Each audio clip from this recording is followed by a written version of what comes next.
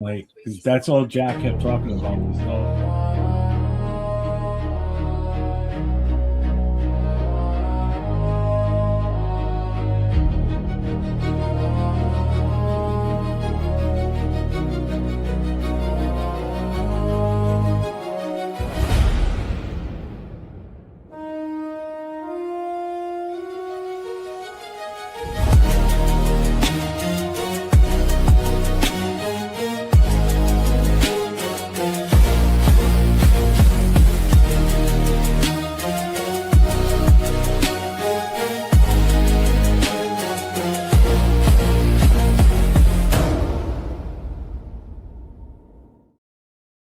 Preseason games, but the What up? What up? What up? Man, who is that shit on? Turn it off. not me. Of course it's Will. Of course it's fucking Will, right? He wouldn't do that shit on his Thursday show, though, huh? No. What the fuck? Welcome, everybody, to another fucking most notorious podcast show. Will thinks he's a super fan and can do whatever the fuck he wants. Yeah, I can. Right? Yeah. Motherfucker. He's Grill Master Sergeant Grill Master Will. Well, right? Mm-hmm. We're in Vegas, Pat, but doesn't go to Vegas. Go figure that Yeah, out. bro, hey, got other places to see right now. Other places to see. I just found a spot for you in Hollywood. There's a 2-foot hot dog. It's perfect for you, dog. Oh, you love those glizzies. You sure do love those glizzies, boy. Well, somebody's looking for them chorizos out there. $2 hot dogs and $2 PBRs. So there you go, Will. There you go. Shit. There you go. Happy poop. Hey, shout out to you, big dog, Damon Johnson. 10 jewels. Appreciate it, bro. Love it. God. Thanks, buddy. Love it. Love it. Tell him what, Paul? What is he telling me? Nothing. What is up? Hey, happy open practice day, y'all. Happy open practice day. You know, obviously Jeff is too far. He ain't here yet. He couldn't go. My dumbass started working. I don't know why. I should have been a stay-at-home husband like Jeffrey over there. And we'll just don't go to Vegas. So yeah. Shit. Some of us have to work, bro. Our boy LV is out there. 805 is out there. I don't know if Chona made it because Chona had to work. He's doing Mitchell Rentz is out there. Mitchell Rentz, your boy Mitchell Rentz is out there. Yeah. Raider Jesse's out there. Samoa's out there. Yeah. So hey, got the whole crew out there. Tony, if you're listening, Unc, I see you. I see you out there. Unc is from the Bay Area, but he lives in Vegas. He's part of Myra's crew. You'll meet him, Jeff. He's a really cool guy. Unc, yeah, really cool guy. But you'll definitely meet him when you come down here. But what up, nation? What's going on? Man, 33 days, Jeff. 33 days. Actually, 29 days till I land there. So no, but I mean for the game day. For like we're down to just about a month. Yeah. Mm-hmm. I bet, dude. I bet you're getting more and more anxious and excited. Yeah. I'm like a kid the night before going to Disney. What are you most anxious or excited about, actually? Seeing them play in their black uniforms. Watching for the first. I've never seen them play in their blacks. Okay. So it's always been an away game for you. Yeah, it's always been an away game for me. So it's always been white jerseys. And then obviously getting to my first ever home game. Right. You know, I didn't see him in Oakland or in LA. So it's a bunch of firsts for me. You know, okay. I mean, if I was going to go to the game while I'm in LA, that obviously would be another first too, going into SoFi. But really, if it was later in the season, maybe. But after what you guys tell you, dude, if you want to go to SoFi, go. It's just us because we've been there so much and it's so hot. Yeah, no, and I get it, but the ticket prices, I'm not spending $130 to sit up in the nosebleeds. And as everybody that knows anything about temperatures, heat rises. And the last thing this fat ass needs to do is sit at the highest point possible in the highest temperature possible inside that stadium. No, thank you. I know it was funny because I told my girl, and she goes, "Oh my God, he's coming to LA too." And I'm like, "Yeah." He's, "Oh my God, he better be careful inside there." Like, remember they were will carding out all the big guys, and I was like, "Yeah, I remember." I don't want to be that guy. Yeah, because it was that year was when we opened in LA. Remember? So it was super hot in SoFi, man. It was crazy. But there was people passing out in there from my luck. I'll have to call Dawn. You need to change my flight for another extra day or so. I'm in the hospital right now. They're not letting me out yet. Right. Damn, already with the question. Good Lord, maybe not even started the show and he's already with the question, right? They won in SoFi in 2020 without fans. They haven't won in SoFi since then. So they have won once, but it was without fans. Since then, they have not even done it yet. So, but yeah, man, appreciate everyone coming through. I know the Raiders do have their open practice stream going on right now. So shout out to those of you that are going with us right now. But real quick, shout out to the chat. You want to go with the chat? I can't change anything. Yeah. I can't highlight the chat, remember? Oh, my bad. I got you. So, hey, shout out to Paul, Raider Paul with the Raiders. Let me make sure which video you got on here for that. Which one do you have? It shows Raiders. Yeah, there we go. We got it. Damon, what's going on? Good evening. Salute, brother. How you doing? Appreciate you, right? Oh, Edgar Sosa, what's going on, brother? What up, nation? And yeah, dog, $10 for a hot dog. Welcome to LA. Yes, sir. Get used to it. Jeff, how much are you charging in your daddy daycare? Hey, Arnie, salute to you, bro. Welcome. What's up, Arnie? Hey, Ja, my homie Ja. Welcome, brother. Got to see you in the chat, big dog. I know I had reached out to you a few weeks ago, man. I'm glad everything's good. Brother Yaya, what's going on, up, brother? Yaya? Salute Alex, my IE Inland Empire Alex. brother. What's up, man? How you doing? Yeah, he's the one watching the brother Yaya watching the open practice on the other one, right? And who is the fourth most notorious? That would be LV Raider 10, Mr. Las Vegas himself. Yeah. But he is over at the thing right now, so we'll definitely see what's going on. But yeah, Emmanuel, welcome. What's up, guys? Thank you. I'm not messing with Roosters ever again. What's up, man? I almost threw hands. Man, all I gotta say is birds are fucking evil, y'all. Birds are evil. Don't trust them. So I ain't fucking with no roosters. I ain't fucking with no ducks. Right? So yeah, definitely ain't doing all that shit. Big Luck! What's going on, big dog? They see me rolling, they hating, man. Shout out to you, Big Luck. I appreciate you, man. Appreciate you. But yeah, man, Nate definitely getting a suntan out there, right? And those of you that are new user, Hugo, shout out to you, man. Appreciate you guys coming. Hello, welcome in. Yeah. And of course, kind of there you go. Hi guys, how are you doing? But yeah, man. First and foremost, how excited are you guys? Last open practice, first preseason game this coming week, right? The depth chart finally dropped, the unofficial depth chart, right? So, how excited are we feeling, man, about this week and the season that's coming? Well, I'll let you go first. How excited? I mean, like, I'm excited for the season, preseason. I mean, like, and football's here. Football's here, man. I'd be like, why can't we be excited to see the games, to see what the product is? I think a lot of us wait for this all season long, you know, and we look at it and say, yo, oh, you can smell it. It's like the grass is in the air, man. And it's a freaking exciting time. I'm like, I'm excited to see what the product is. I'm excited to see what everything in the offseason will culminate to, right? So, yeah, man, I'm like exciting times right now, but not as excited as Jeff. I'll be like going to his first home game, getting all that, man. I mean, like, you're like, I remember my first Raider game. Hey, you do, bro. Hey, absolutely. Hey, you know what though? I'll be like, honestly, we all have different experiences where we all live up in everything we got going on with life, you know. So I'm like, I'm excited for Jeff that he's able to go to Las Vegas, and I mean, like we talked about it last year. When we were in New England, he's like, man, I hope that one day I get to go to Vegas to go watch the game and to go meet Cheeto and to like meet up the rest of the guys and like really like link up in person. I only linked up online. And he said, you're the only guy I've really met in person. So I was like, man, I'm excited for him because he gets to meet everybody that he's been linked up with online for years and time and everything like that. And he's able to really get that to come full circle for him. That's true.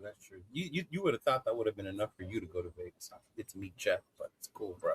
Well, if Will would have come to Vegas, it would have been all four of us on the show together. Nate could have got some footage for us to use, you know, as the intro. So lose out there. Hey, shout out to Nate, man. He's doing better at capturing footage. He's doing a lot better. He's doing real good, bro. Yeah. He's perfecting his craft on a daily basis out there. He should have more footage today because today was just record at will. There should be no restrictions today because it's the open one for everybody.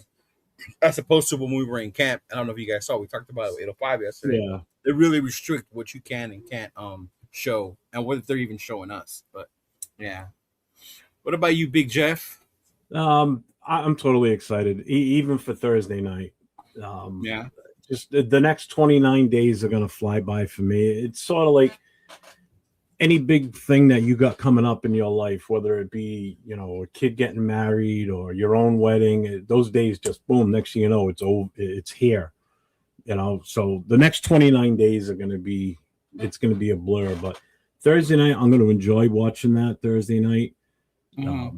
I'm curious to see how our defense, especially our secondary, does against Arizona. After watching Arizona last week and seeing that they can sling the ball a little bit, going up against what should be a better secondary for us, I'm a little excited to see what our secondary can do out there. And it's already been said that a lot of our starters are pretty much going to start this game Thursday night.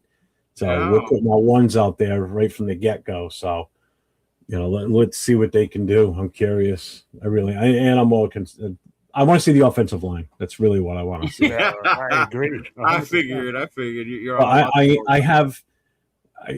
I know when we started talking earlier in the offseason about what we thought for predictions and everything, I'm still trying to keep it realistic, but I don't want to bite into the hype, but I think I might be. You're getting the bug a little bit? I think so. It's been a off season full of no stupid mistakes, no dumb news out of the organization other than the Max Crosby, Kirk Cousins thing. Everything else has been wasn't even that big. No, it wasn't even that big. It got blown up for no reason. Yeah, it wasn't. So that's why the other thing I think I'm excited. I'm excited to see that there's no funny business going on this year. Right. But to follow up with what you were sharing with us, the Raiders media did announce today. So if you went to Raiders.com, you have your NFL app open. The Raiders plan to play their starters in Thursday's preseason matchup against the Arizona Cardinals. So we do have plans for those guys and how many snaps or series we'd like them to go. This is Coach Kubiak, right? No need for everyone else to know it, but we're going to have a lot of guys playing this game. We need to evaluate the whole roster. As for Fernando Mendoza, Kubiak expected him to get plenty of experience in the game, but again, he did not divulge any further details. So look forward to seeing him out there with his teammates, the head coach said.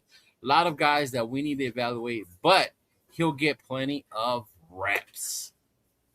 He should. Right? So hearing that, how does that make you feel going into Thursday's game? That one, the starters are also going to play, right? But then two, that Fernando will get his fair share of reps. I'm fine with it. I think he should be exactly getting, or he should be that exactly is what he's getting the reps. He needs every opportunity he possibly can in preseason. We know we got an AOC. I want to see Cousins out there at least for the first series, maybe even the first quarter. After that, the rest of the game should be Mendoza. Sneak AOC in there maybe a little bit just to keep him somewhat fresh. He is going to be an integral part of this offense as far as the quarterback goes. If something, God forbid, happens, we do have to count on him at some point. But this kid should be taking just about every snap he can get the opportunity of. Yeah.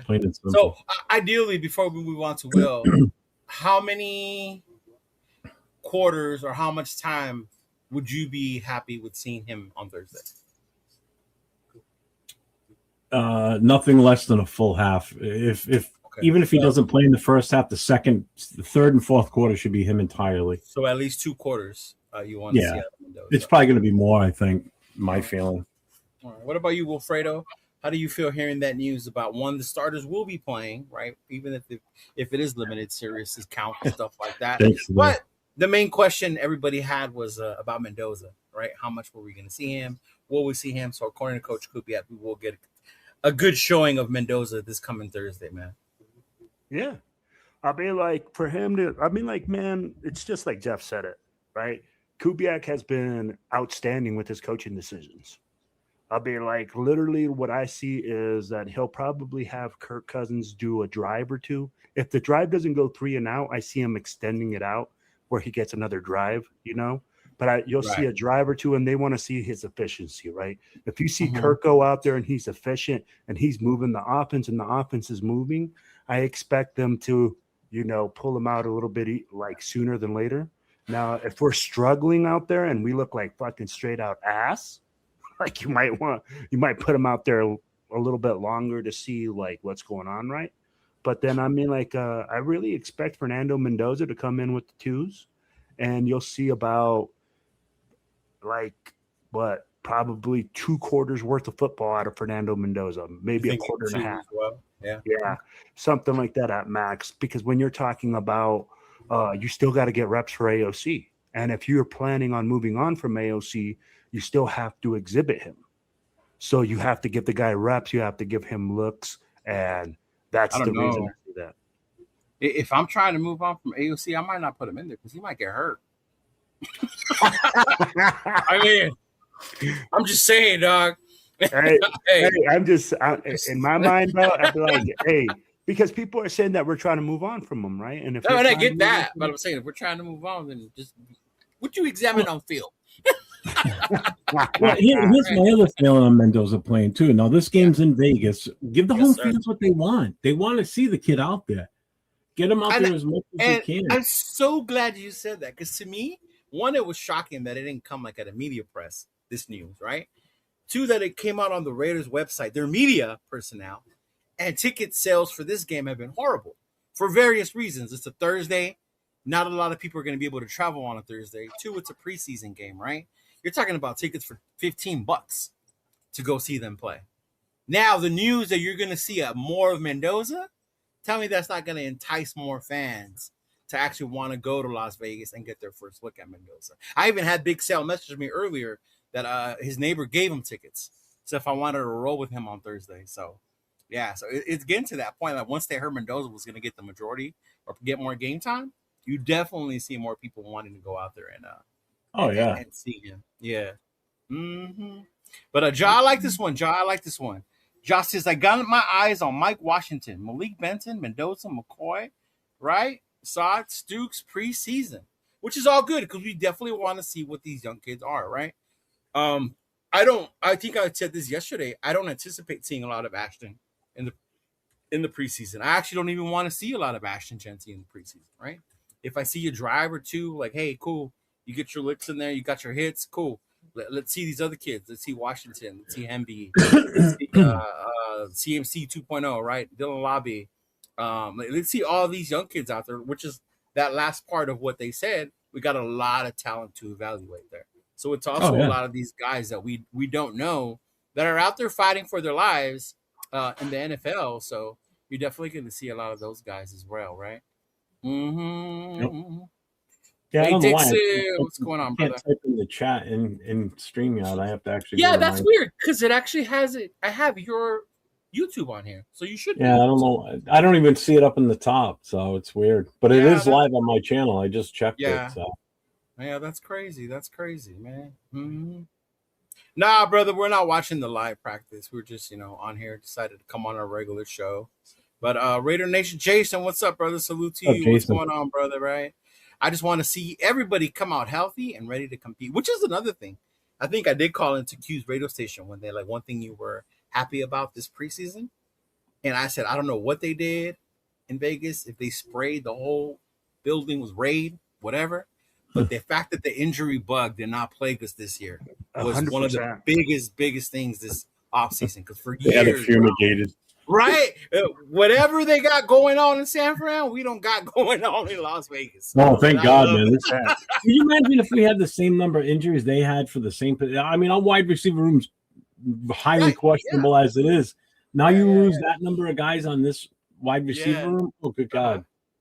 And we'd be back to, I think, a couple of years back, me and Rundown were like, we're one injury away from this roster being like crap.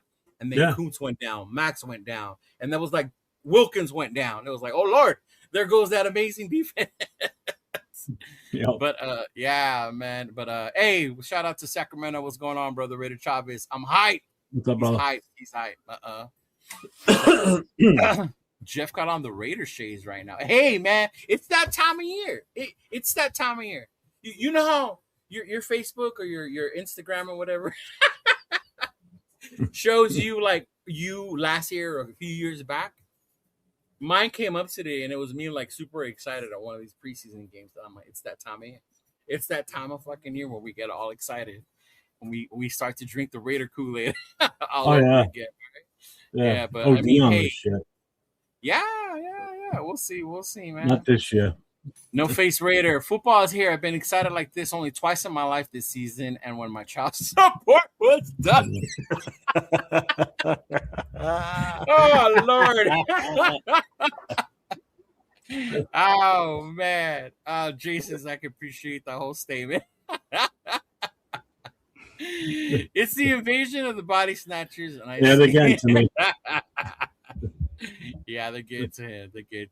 Big Lex says Mendoza will play 2 or 3 quarters. All right, so you're on that train as well. All right. I want to see AOC and Kirk Have and Nando close.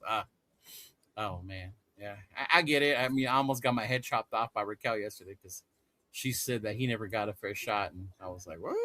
But anyway, Jay Jackson, what's going on? Hey fam, what's up? Ready for the new year? Yes, ready for live Navajo on the go, man. Hey, sorry I missed you guys, big dog. It's like I was saying, I wish I could be a stay-at-home husband, but I had to work. They changed my schedule, so I didn't even get a chance to go down to Vegas and meet up with. He picked up an extra shift. He was like, "Fuck those guys." I'm not Will. Yeah. I'm not Will. I don't do that. Right? I don't put that shit before my Raider fan. That's Will. That's Will. Sure. Yeah. Yes. People have seen me at many events. Jacob Clark is out there as well. Yes, sir. Yeah. Jacob Clark is out. Well, let's get to it. I didn't get to do it. I did it yesterday with them, but I haven't got a chance to do it with you guys. But the depth chart came out. The depth chart finally came out. What Jeff has been feeling since preseason started, right? Training camp started. I can't wait till we cut down to the 53 and we do that show. Jason, Raider Nation Jason's going to be on with Nate and I on a Thursday night. Right. So this is the unofficial depth chart. But yeah, I remember these fools started their 53 on day one of minicamp. OTAs, right? Of minicamp. Yeah. It wasn't even training camp yet. And you guys had already started. It's a cool idea because now we already got a show made for the future. So a big reveal. Right. But one thing that didn't come or hasn't come to fruition yet was a lot of people thought that Zune would have been in the starting lineup by now, right? As well as Stukes. I thought he was going to push for it, but yeah, a lot of people. That's what I was saying. A lot of people thought that, but definitely, I don't know if some of you saw with us yesterday, some of you didn't, but here it is right now, right? So we'll start real quick. We'll start with the quarterbacks, and I wanted to start with the quarterback because this was a big issue in the beginning of training camp, Jeff, if you remember, right? Because it was Kirko. They got Kirko, Fernando, and Aiden, followed by Jacob Clark. So you remember when we started. It was a lot of, Fernando's with the threes. Why isn't Fernando with the twos? Fernando can't beat Aiden. What's going on? First unofficial depth chart, Fernando is QB number 2, Aiden QB number 3, and Clark number 4. Yeah, so we're definitely there with which is to be expected, right? But I mean, you remember a lot of fans were freaking out about why is Fernando behind Aiden? What the hell are we doing? He's behind on his development, right? Albert, are you shocked at all by that, Will? No, I'll be like, honestly, the kid, when you first go into camp, you're not going to start automatically at the number 2 spot, right? He had to earn his way to the number 2 spot. So he's earning his way up the depth chart. Right. I'll be like, the thing is, when Raider Nation, and this is a lot of the fans, they go, oh, he was drafted number 1. So if he's drafted number 1, he has to be number 1 at that spot. Right. Unfortunately, that's not the way that it works, right? Like if you say, hey, you got to beat the best guys out there. Now, Kirko is in a better position. He's been in this offense. He's a guy that's been in the league. He understands footwork, timing, etc., how to get the ball, where guys want the ball, where to put the ball. He can read a defense. He can go through his progressions faster.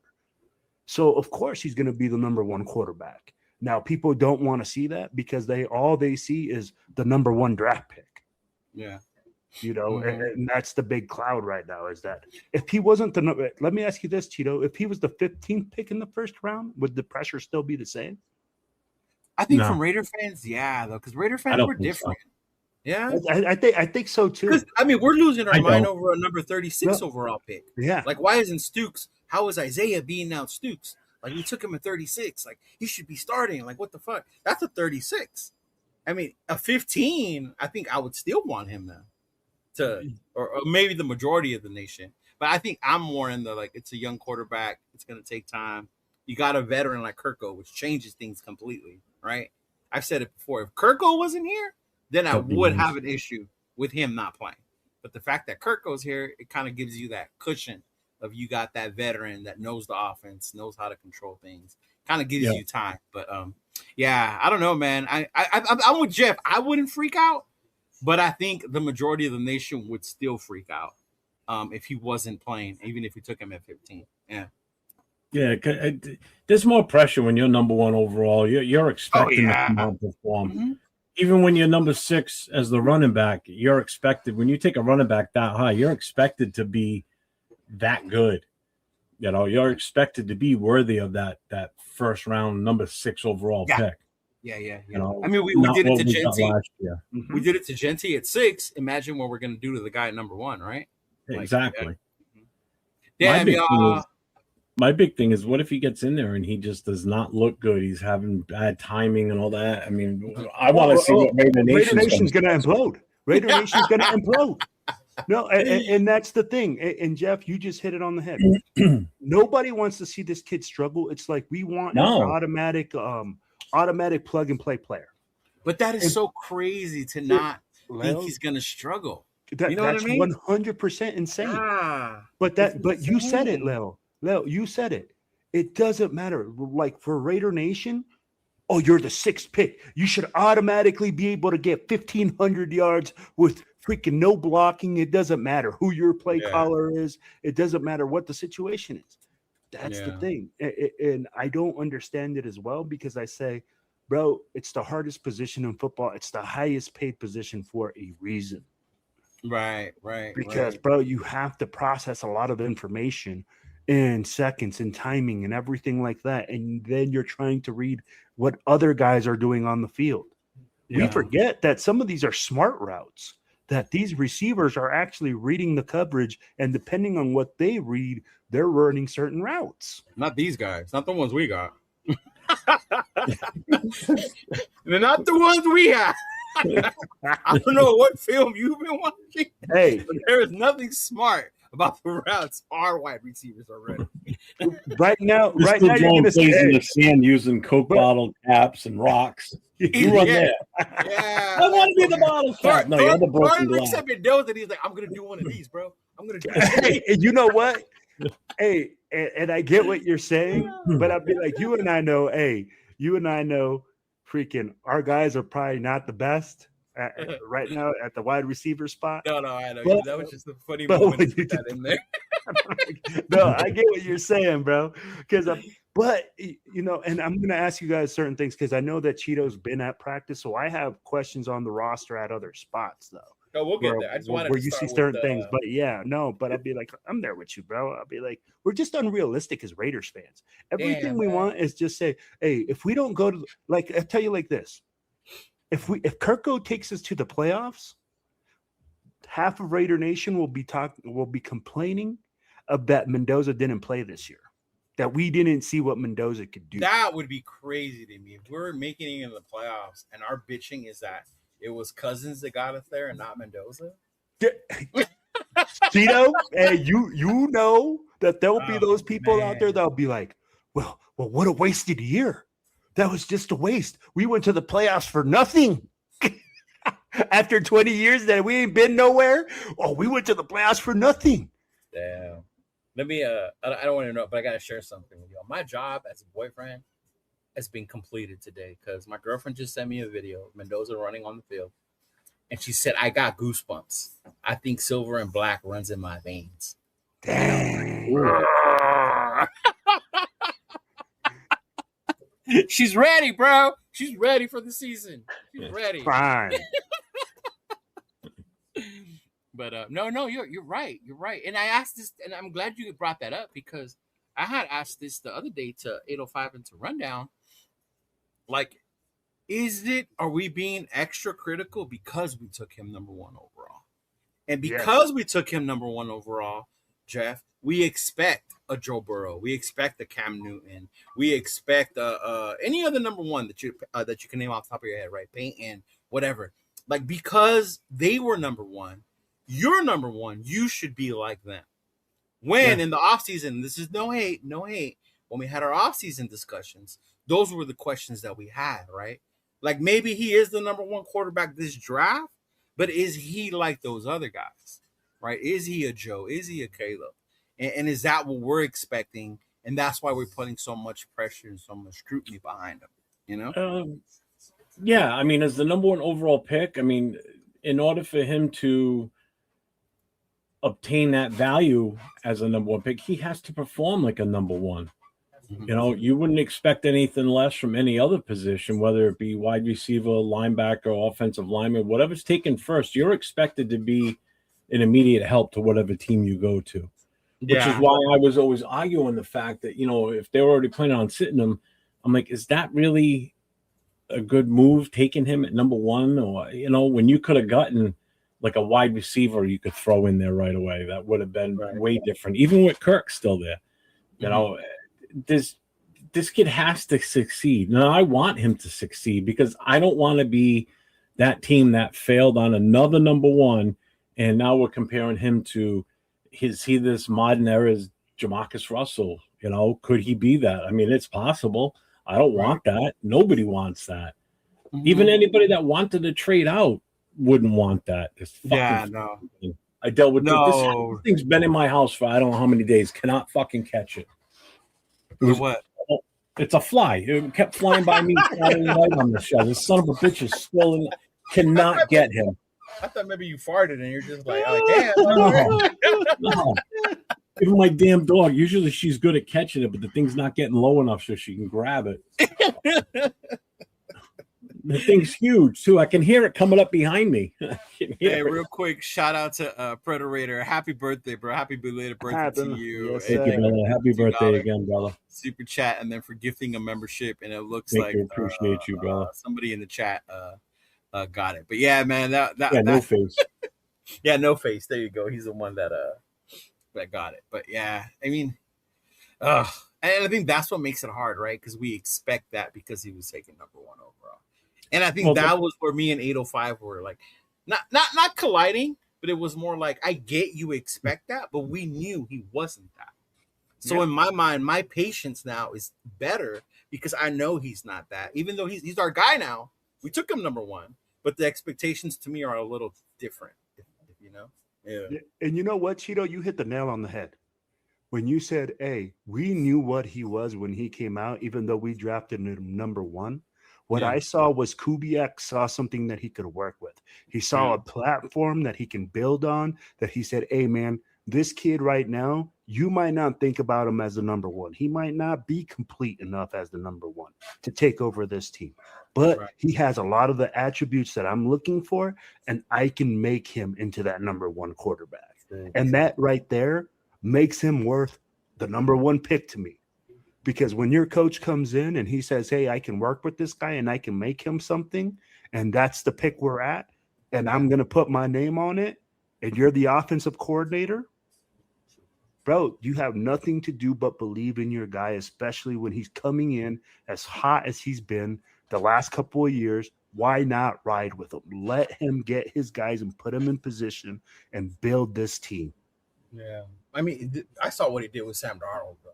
I was amazed by what he did with Sam Darnold. And that's what goes to prove it, right? This guy can make guys work. As long as he can get them in the spot and he can teach them and he can get them with his coaching staff, you're going to see this guy flourish. But the thing is, what Raider Nation wants is an immediate plug and play player. Just because he was the first round draft pick, but every first round pick, we said 1 through 32 should be a starter on your team anyways. Oh yeah. So at the end of the day, I'm like, if we're looking at it, man, what I'm saying is we're investing in the future. Right. We basically have another number 1 draft pick that will come out next year with the new number 1 draft pick that you'll be able to evaluate after him having a full season of coaching and development under Kubiak. But that's what you have to say in order to talk yourself into it. No, in order to, how do I want to word this?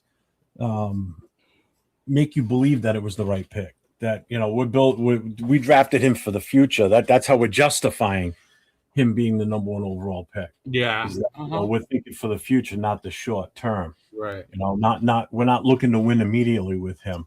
You know, this is a work in progress. Well, then does that really justify him being the number 1 overall then? Mm-hmm. You know, well, I'll tell you like this. That still keeps coming back to that question. I mean, you've heard that some hiccups in training camp. I think that goes to how you look at it, though. Like, yes, number 1 overall pick.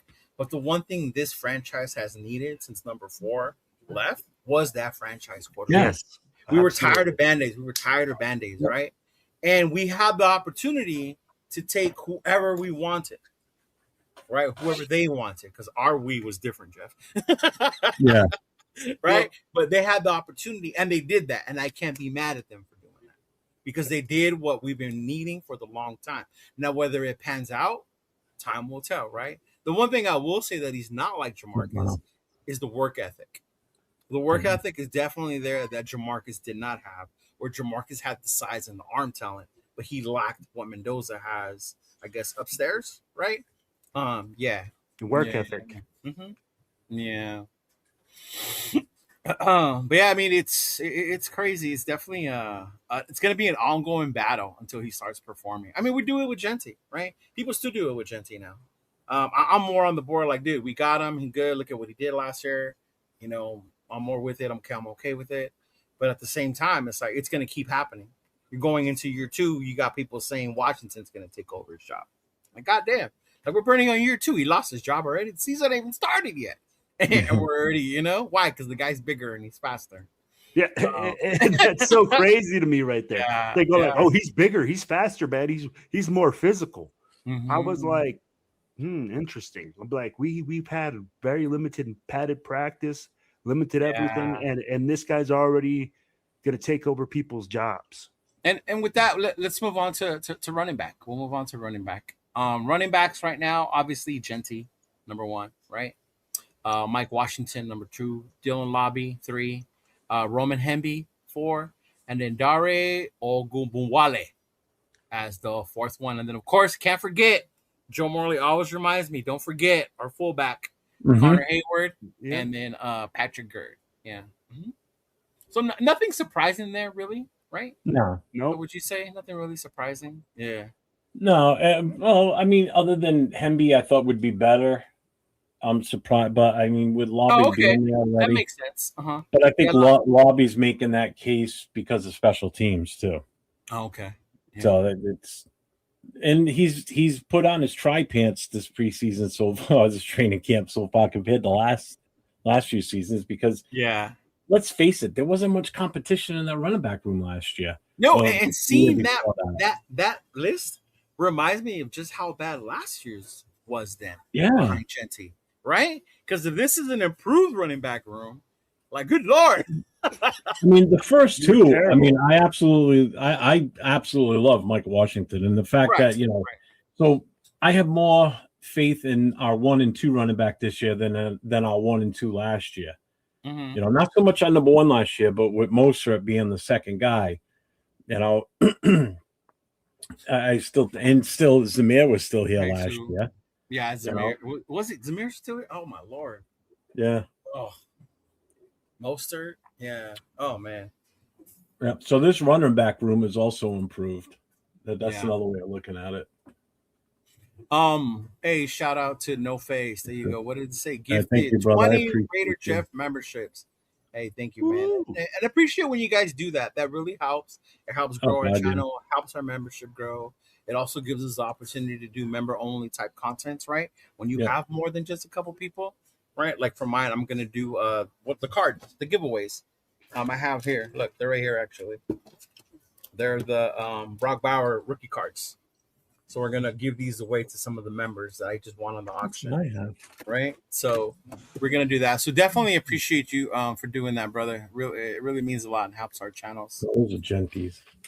But I have a stat for you guys. I don't know if you guys watched because you had your show yesterday, and then I'm not sure which you was, but we were the 32nd ranked team in rushing last year, right? Yeah. Dead last. We had 77 yards a game last year.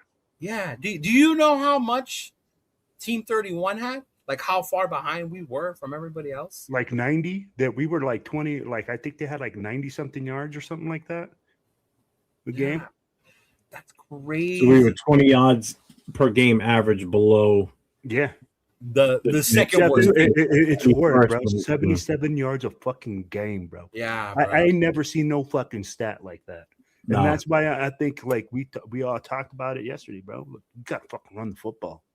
I'd be like, we gotta see something, bro. We cannot live like that. At 77 yards a game, fuck, me and Cheeto can get 77 yards a game.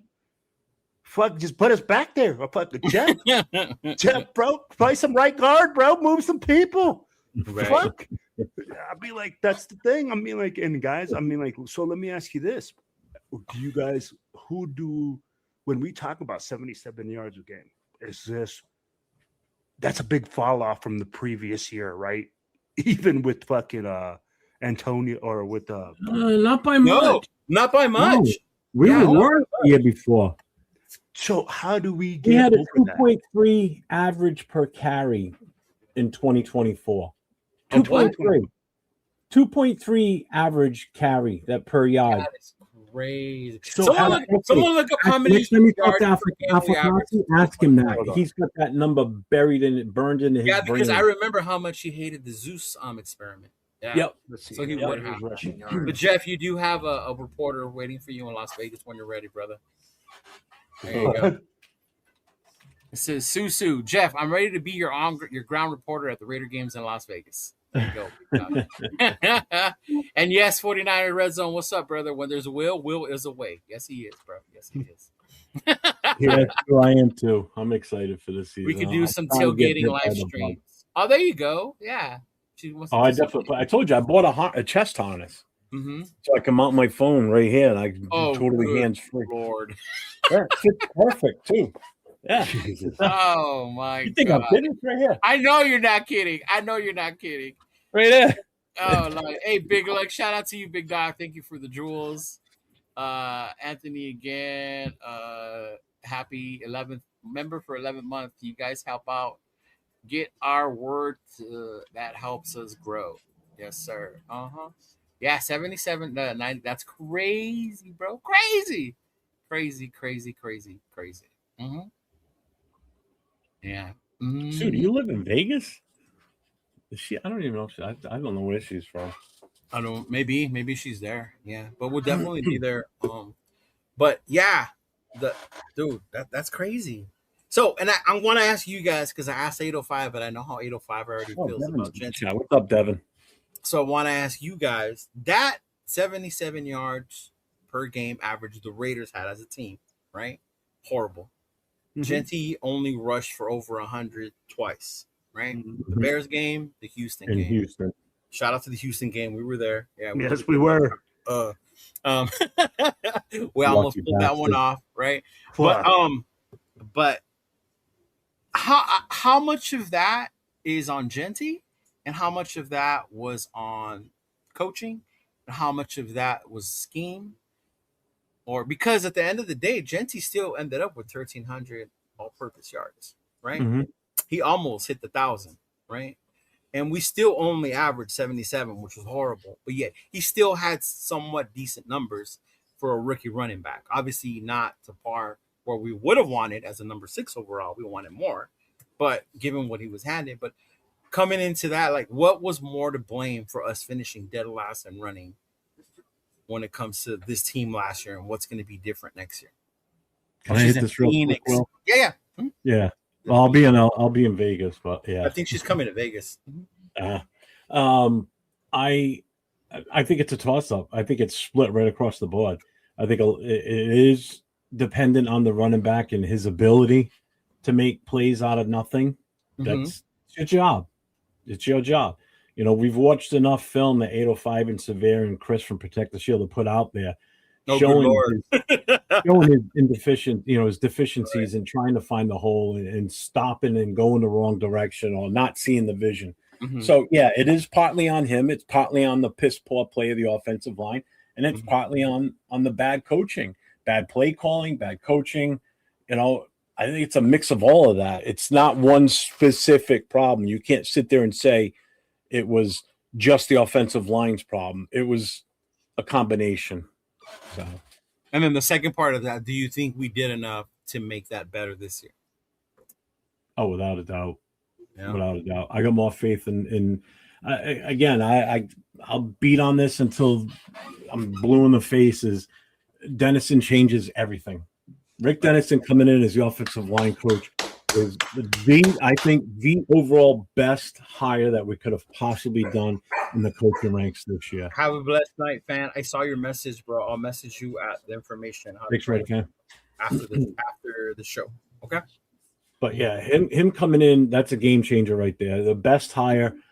I think it's even a bigger hire than Kubiak as our head coach. It was the biggest deficiency on this. We don't get Dennison without Kubiak, but yeah.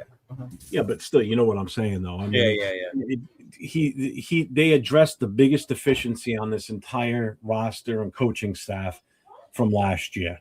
You know, so I was happy as a pig in shit when we brought him in as the coach. Happy as a pig in shit, right? Not as happy as Cheeto at a taco stand, you know, or as happy as Will at a glizzy factory. Happy as Leo opening up a football card. Yes, happy as Looks like a little kid again, looking for there's no bubble gum in those, Leo. Oh my god, bro! The other day, my mom was on one of those mom pageants about why am I buying this shit again, and like she doesn't get that I feel like a little kid when I open these packs all over again, right? Like Jesus Christ, yeah. Oh my god, Mexican moms. Yeah. Now that's happy. True. Now that's happy. See, which part, Jay? Which one? Me at a taco stand, pig and shit. Oh man, but yeah. Will you, bro? The question, though. Bro, what I'm gonna put it up to is I'm gonna put it 1/3 on everything, right? Ashton Genty's going to have fault because, like, at the end of the day, he's the running back. He's getting the ball. He has to communicate with his offensive line. They have to figure out a way to make it happen. I look at the coaching has been terrible these last couple seasons. I don't know who we've had at the offensive line coach, but when you talk about bringing your son and a guy that doesn't have that much experience compared to Rico or Coach Dennison, 20 years, 4 Super Bowls, and offensive lines that have been moving people for years, bro, you can't compare the two. No. And when you talk about player regression at the offensive line, it has been regressing.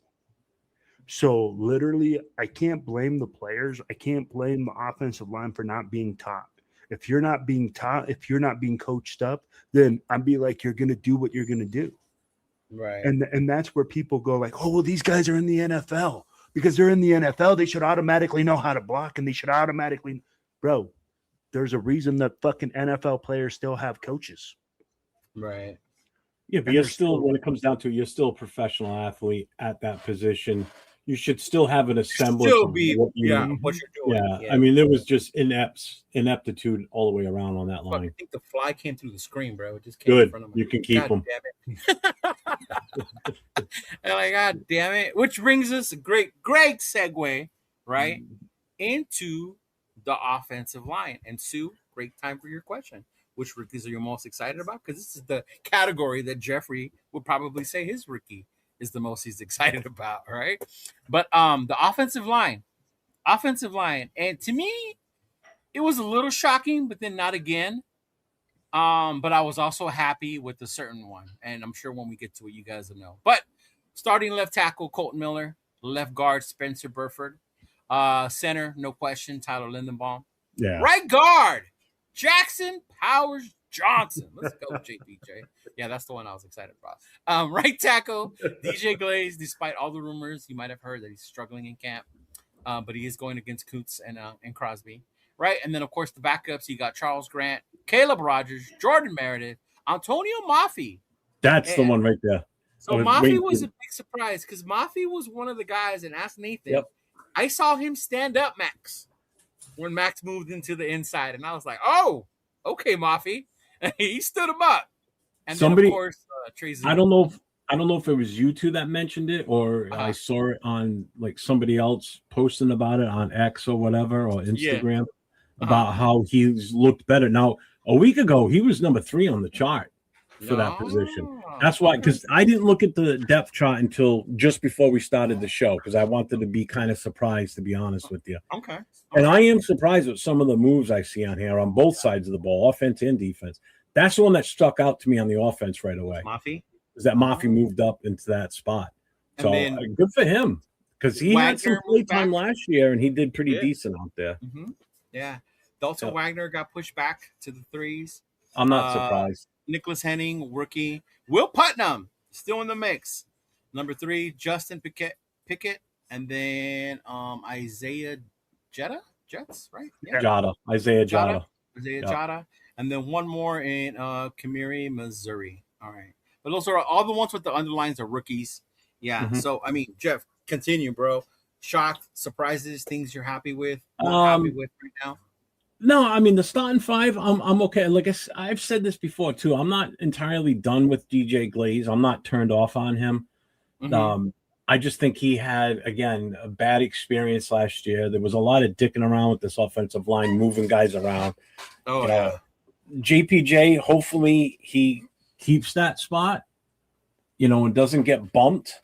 I'm still worried about him with his concussion issues. Was he wearing a skull cap? When I saw him, no, but other practices I have seen him with it. Yeah. Okay. So it varies on the day. The day I saw him when he was about to fight Tonka, no, he didn't have it on. Yeah. Oh, great. Yeah. Oh, the fucker just flew by me too. I missed him. I sent him back. He saw. Antonio Mafi, I'm happy for him, to be honest with you. Thank you, Lisa. Thank you. To see him move into the number 2 spot. So if JPJ's out, then it's Mafi coming in. And I'm telling you, I think if DJ Glaze starts to falter what so much, even in the slightest bit, Tracy's going to jump right in there, and that's the guy I'm really excited about to see what type of an effect he can have on this roster. So overall, the starting 5, it's what I expected, to be honest with you. Okay, it really is. All right. What about you, Wilfredo? Bro, honestly, no surprises. I really would like to see Trey Zoon start, but at the same time, I'm like, you know what? Like, let's see what we got. I mean, like, we still got plenty of time in the preseason to move around, guys. There's still plenty of time where you're going to see guys move around. So right now, I'm like, I know a lot of people were like, oh, Spencer Buford, that guy, like, why do we even have him? Like, he shouldn't even be there. Right. Bro, like, we talked about it. He knows the offense. He has the experience. He has all that. So at the end of the day right now, man, I think this offensive line is where it should be at. And Cheeto, you told me something, and this is where, like, because I was asking you, and I was like, man, it amazed me that certain people were in these slots, and you said, bro, we still haven't even got to the first game of the preseason. So a lot of the people in those spots, even though they're not doing good in camp, they still have to go through the process of struggling through the preseason in order for them to lose their spots. Right.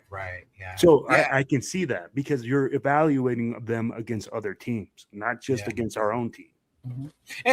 And in hindsight, I didn't see that as like a shot, but I was like, you think about as evaluators, as coaches, practices are limited as it is. We've only had like 4 or 5 padded because we talk about certain players being different once you put the pads on, right? Even when I played, I remember there was one dude, he was like quick lightning with the flash.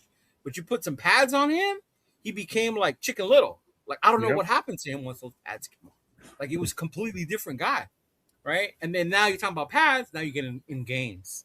What happens when you get in the game, right? Now this dude's actually coming at you to kill you, to try and not hurt you, but you know what I mean? It's different.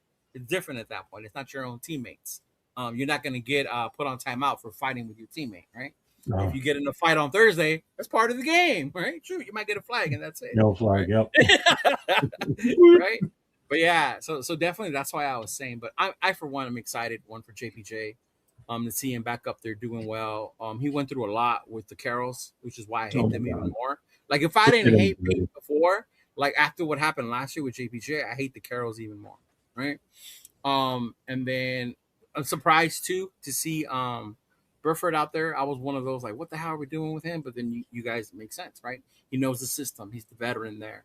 I'm sure Coach Dennison's very familiar with him as well, and he likes him out there, right? And then of course our center dude, he's such a leader. He's the guy out there. Yeah. Definitely the dude out there on that O line. So I mean, cool. We'll see what happens.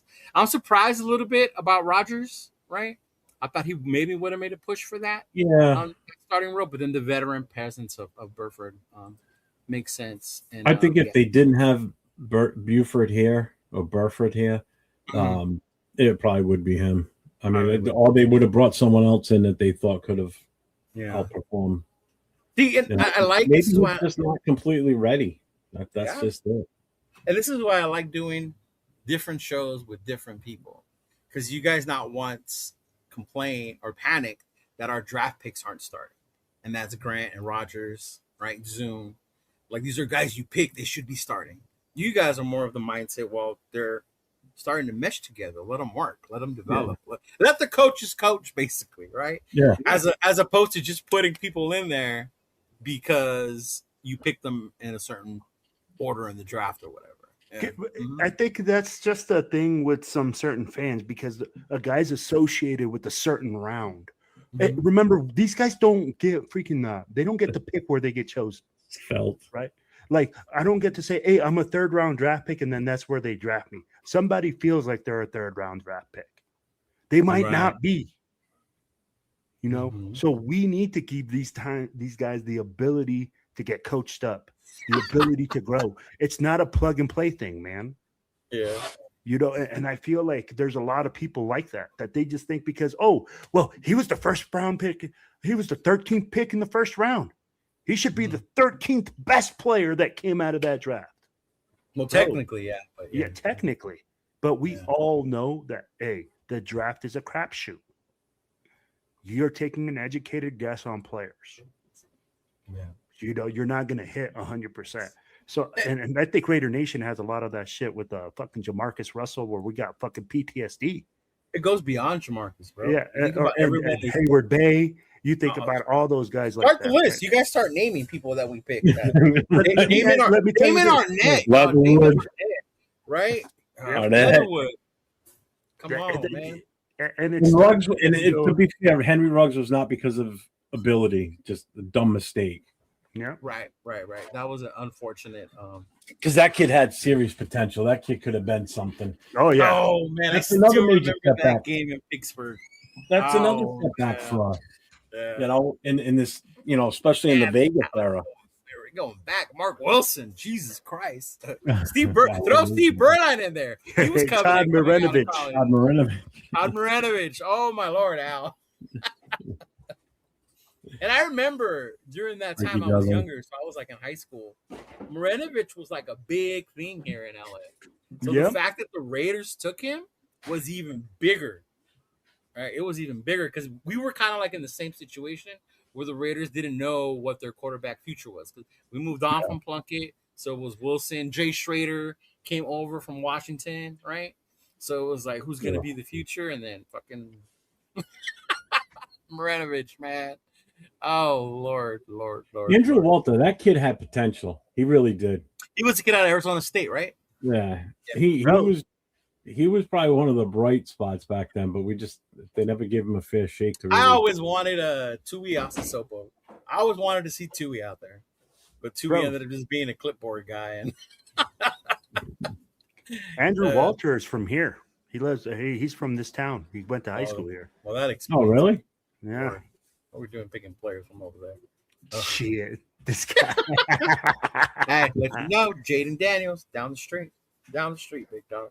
Corona Sentinels. Quiddy Pay right here from Rhode Island, but we didn't pick him. No, I remember you were so excited about Quiddy when I was. But I'm telling you, I wasn't doing this stuff on YouTube when he was out when he was coming out in the draft. I was so adamant about wanting to get that kid. I wanted him so bad at that point. Hey, we're gonna see what he's gonna do now. I hope so. And he's in the starting rotation. I would have rather had him in his when he first came out, so he would have been here from day one. But right. I'll take him 5-6 years later. That's fine. 5 years, I think it is. 5 years later. But yeah, I mean,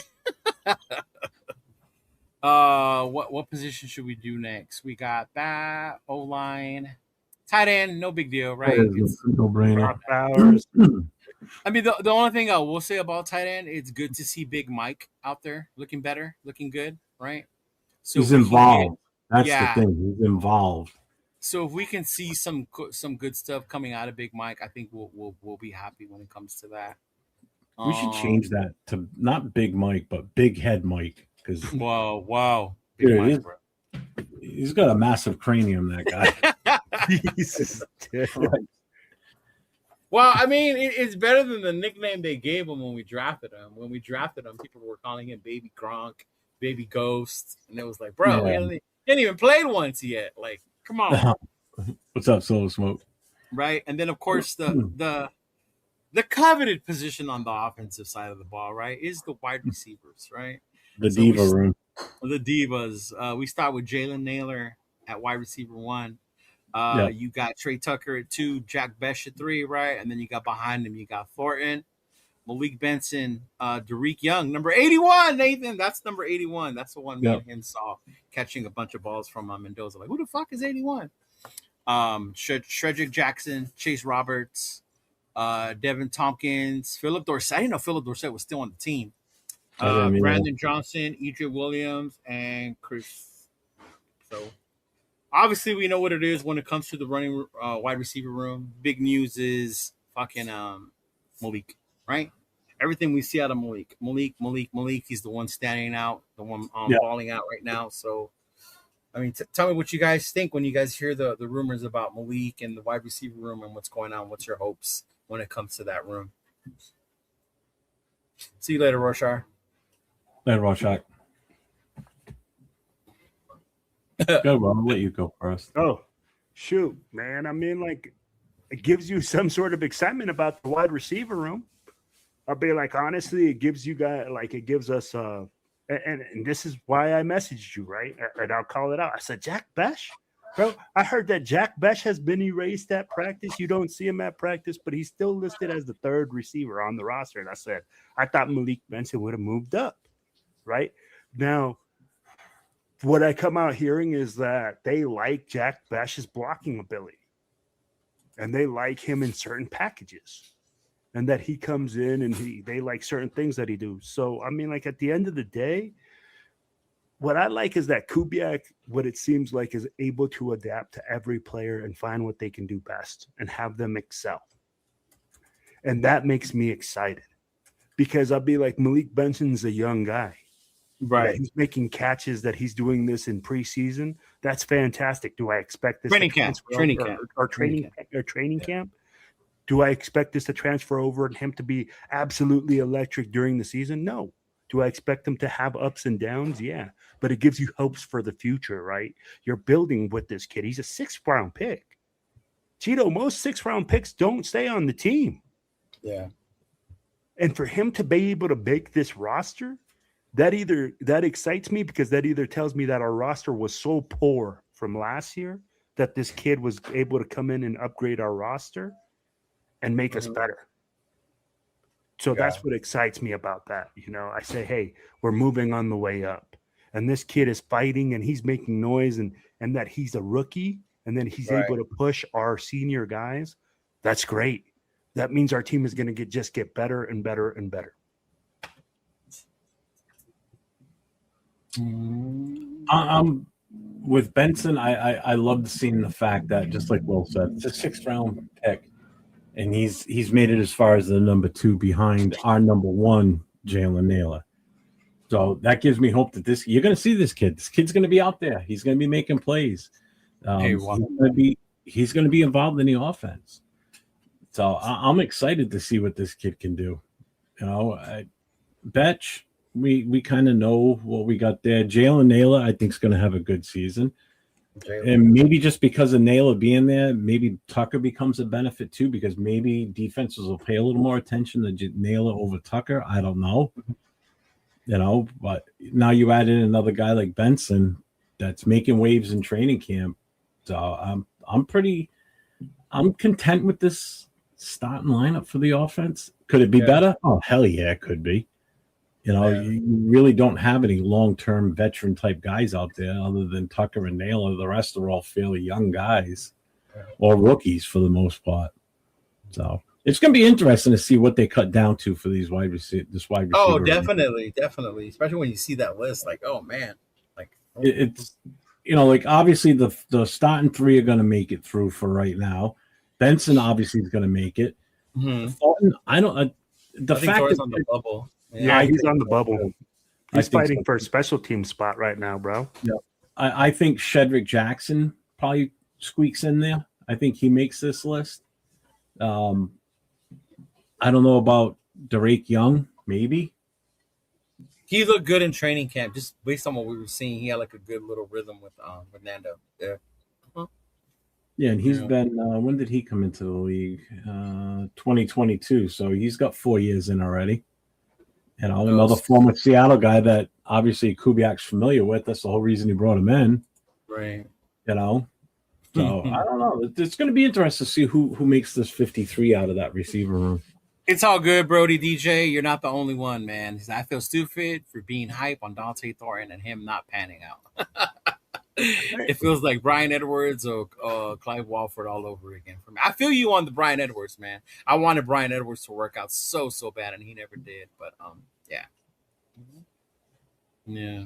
But it's because we hyped him up, man. Everybody was like, "Oh, he got you got a mouse in your pocket?" Because I was one of them. God damn it! The fans, I'm not saying it was the fans. It was people saying, "Oh, he has that 6'4" frame. He runs like the wind. He's able to do all those things." There is people coming out and saying that if he could just catch the ball, right? That was always the thing. If he can just catch the ball, and people buy into that. They buy into the potential of a player. I'm telling you, this kid cannot run routes, right? Who, Thornton? Yeah, Thornton. Yeah. Horrible. And he can't catch the ball. Yeah. The hell's that? My fire department page. I still have it. Well, I still listen to the town because my mother lives in the town. So. He said, "Will, who is we? Right, Big Luck? Tell him, Big Luck. Who is we?" And that's the thing I kept hearing on a lot of podcasts at that time was like, "Oh, he's 6'4". Which one? Bro, not ours, not mine. No, is it the same one you heard that we got a lot of depth at linebacker? Oh, that wasn't you. No, right? Definitely no. Podcast. Because now here's the thing. Like, I get it, Jeff. Now I get it. That's where. And here's the thing. Like I said, I don't evaluate a lot of college players because I don't watch a lot of college. But because last year, when a lot of people were talking about our draft picks coming out, that's what I kept hearing was the potential. Who are these people? Hey, bro, I can't remember from fucking a year ago, bro. No, all of a sudden. You asked me to remember. Big Luck said, unsubscribe to those. Hey. Bro, I'm just saying, and that's what it was. I'm like, people saw the potential and people were buying into the potential for. No, and I get you because there was a certain individual who's out there. I don't even know if he's still around, Jeff, but he was big on Tennessee. Remember? And I said, Tennessee wide receivers are the worst because of the fucking system that they play in Tennessee. Yep. They are the fucking worst. I mean, all you had to really do is look at his time in Tennessee from the 2024 season before we drafted him. 25 catches. He had like a very small amount in yardage, but it was more than what he had this past season. But his big thing is his average per catch. Like his average per catch was ridiculous. Right. Because that's all it was okay. You go see the goalpost there, just aim that, run that way. Hey, I'm gonna do one of these, bro. I'm gonna do one of these. So they were throwing it up deep, and he would beat most of the corners in the college ranks. But I've said this before. Any type of jump ball you throw up to the kid, he ain't gonna outmuscle anybody. They're gonna take it away from him like they're taking a lollipop away from a baby. There's no fight. There's nothing there. I love this comment though. Shout out to my homie Big Luck, man. Yeah. But yeah, I mean, I would not be surprised if Thornton gets cut. I really wouldn't. No, me either. And it's not because that's what I want. I want a guy that size and that fast. Of course you do. Right? That was the whole thing that enamored everybody. Yeah. I mean, I didn't expect when we took Renfro as late as we did. I didn't expect Renfro to come out and ball out the way he did with Carr that year, But he did. So you were like, shoot, cool. All right. I think with Renfro was a shock that he made the roster in the first place when that first happened. And then what he did once the season started and you saw how good this kid was, it's like, holy shit. I know. But Denarius Moore was a long time ago, Tennessee. It wasn't recent Tennessee offense. Denarius Moore was one of the good ones. Denarius Moore was one of the good ones. Shout out to AR, Denarius Moore. You don't know how to do no Denarius Moore slide over here. I love D Moore. He was one of my favorites in that time. Third in Renfro. But I mean, the one thing I will say about the receivers before we move on to the defense is we have to remember and thank God for Brock Bowers. The fact that we have the number one tight end, he's our number one option. The wide receiver doesn't have to be a star wide receiver. We just need a complementary wide receiver. Right? Someone that's going to make plays here and there. You don't have to be the guy they focus on, but just the guy that they have to worry about a little bit. And not just be like, oh, we don't have to worry about that. Like, we just need that. And that could be Naylor. That could be Tucker. Like, any one of those guys can be the ones. And boom. Yeah. I know who the podcaster is. I am not going to say the name because I'm not calling out people. But I saw someone have a take. It's no one in our circle that we talk with or watch other shows. It's a pretty up there. He made the comment that he wouldn't be surprised if we move Betch to tight end and move Brock Bowers out to wide receiver. I'm sitting there, what? I'm sitting there listening to this. I'm like, what? Yeah, I'm like, what? I'm like, this. I didn't just hear this. I had to actually move the slide back a little bit and rewind and hear that again. But yeah, that's what somebody said. I'm like, that is the most asinine thing I think I've ever heard. And please share with me why you think it's asinine. Why would you take that guy out of the tight end slot? Because if you're going to move him to the wide receiver slots, whatever wide receiver slot you're going to put him in. Yeah, and that's the other thing. Betch is not that big. I know he played tight end in college and everything. It's a different game. Yeah, people are going to realize different game. These linebackers are a hell of a lot bigger and stronger, faster. The corners will eat him alive. I mean, they're already eating him alive as wide receiver. What do you think he's going to do as tight end? He'll never be able to block. He's not big enough, to block like an edge rush or even to chip somebody. He's going to get chipped. I just don't think it makes sense. I think the thing with putting Brock on the outside, further out, playing the wide receiver on a consistent basis, because I know we do move him around, and he probably will move around this time too and be spread out wide a little bit more. When he's a tight end, he gets lost in that shuffle in the middle. Right. And that's where you want a guy like that, where Cousins can just out of nowhere see him streak by the middle and go, whoop, yeah, dump him off. It makes sense. Right? Yeah. Yeah, there's no need for it. It's stupid. Oh, man. So, yeah, I was just thinking about that comment, right? The only way that would make sense to me is if he's trying to say that they look at Jack Betch being used like a tight end, and then like Brock Bowers being used in like a receiver. That's the only way that freaking comment makes any sense. Yeah, but see Jack Betch being used like a tight end in that slot. But even like, don't have to be very big. Too small. But 6'1"? Well, hold on, Cheeto. Like it's the way that you use them, right?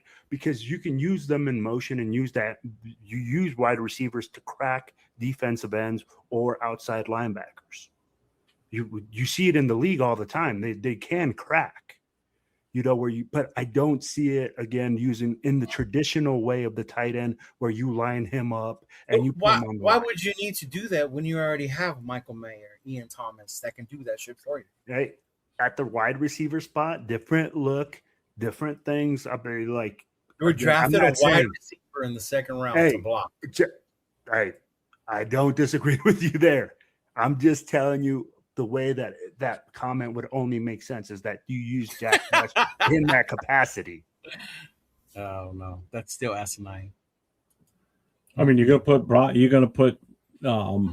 Betch in there on 12 personnel, right? He's gonna get eaten alive by a defensive tackle.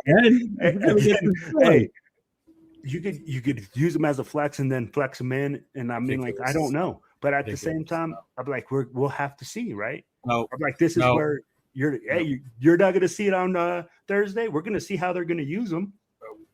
Nope. I guarantee you he'll do some blocking. Yeah, as a wide receiver. Yeah, I'm not to move him into tight end. No, you don't move him into that. The discussion was moving him in tight end. And I said the only way that made any sense was using him like a tight end from that slot spot, not like in that personnel package. He's still a wide receiver, not a tight end. I get what you're saying. All right, never mind. I'm like, no, bro. I'm just saying. I'm like, you can use them like when you don't have to put them like a traditional one. Why are we saying you to bring this any further than what I brought up? Because I think it was Will was the one who said it. I don't want to come up with ways to do that because you're going to put more ideas in people's heads. Stop. Right? like he said, unsubscribe to that one. God damn it. Exactly. Yeah, it was the Raiders. Somebody pop in backstage. Who? I don't know. I thought I heard the pop, like the sound it makes. Maybe maybe it's your fire alarm thing too. I can't see it, so I wouldn't know. Yeah, no, they didn't. Okay. But next, defense. Yes, defense. I've been waiting for you to get here. You want to start with the interior or the outside of the defensive line? Start with the Do it combined or start where you want to start. You go with it. All right, we'll do it combined because there'll be a little bit of confusion because it's like, So they have it listed: defensive end Max Crosby, backup by Malcolm, right? Jahari Harvey and Patrick Johnson. On the other edge, the other side, Kwity Paye, Keyron Crawford in his bright, beautiful red jersey. Hey man, who do you have behind Max? Malcolm Kuntz. Oh, okay. Malcolm Kuntz, yeah. Mm-hmm. The other edge, Crawford, Brennan Jackson, and Cian Sloan, right? Cian Sloan. On the interior, Tonka, the guy making rumbles, making sir, all over training camp. Tonka Hemingway, followed by the Hall of Famer, according to 805, Adam Butler, right? And then, of course, you got Jonah and Thomas Booker right behind him, followed by Big JJ. Big JJ ain't too far behind, right? Benito Jones, Gary Smith, and then, of course, our other rookie, Brandon Cleveland, and Trevin Maye. Trevin Maye. So that's your defensive line for now, which, in hindsight, if you see it as rotational, this little first 8, right, and you include JJ, is not a bad rotation, dog. No. Right, I ain't mad or disappointed at that rotation at all. I absolutely love the fact that Tonka got his way into the starting lineup. That just shows you how much they have faith in this kid. The fact that he supplanted Booker after the season Booker had last year, because I thought Booker played pretty damn well for us, especially down the stretch, and coming in late to the season too, because he came over in that trade with what the hell's his name? Jacorian? Wasn't it Jacorian Bennett? Yeah, it was a Jacorian Bennett trade. Yeah. And at that point, I thought we won that trade because Booker played and Jacorian Bennett was basically injured the rest of the season. But I like this to be honest with you. Yeah. What about you, Big I'm Will? not disappointed.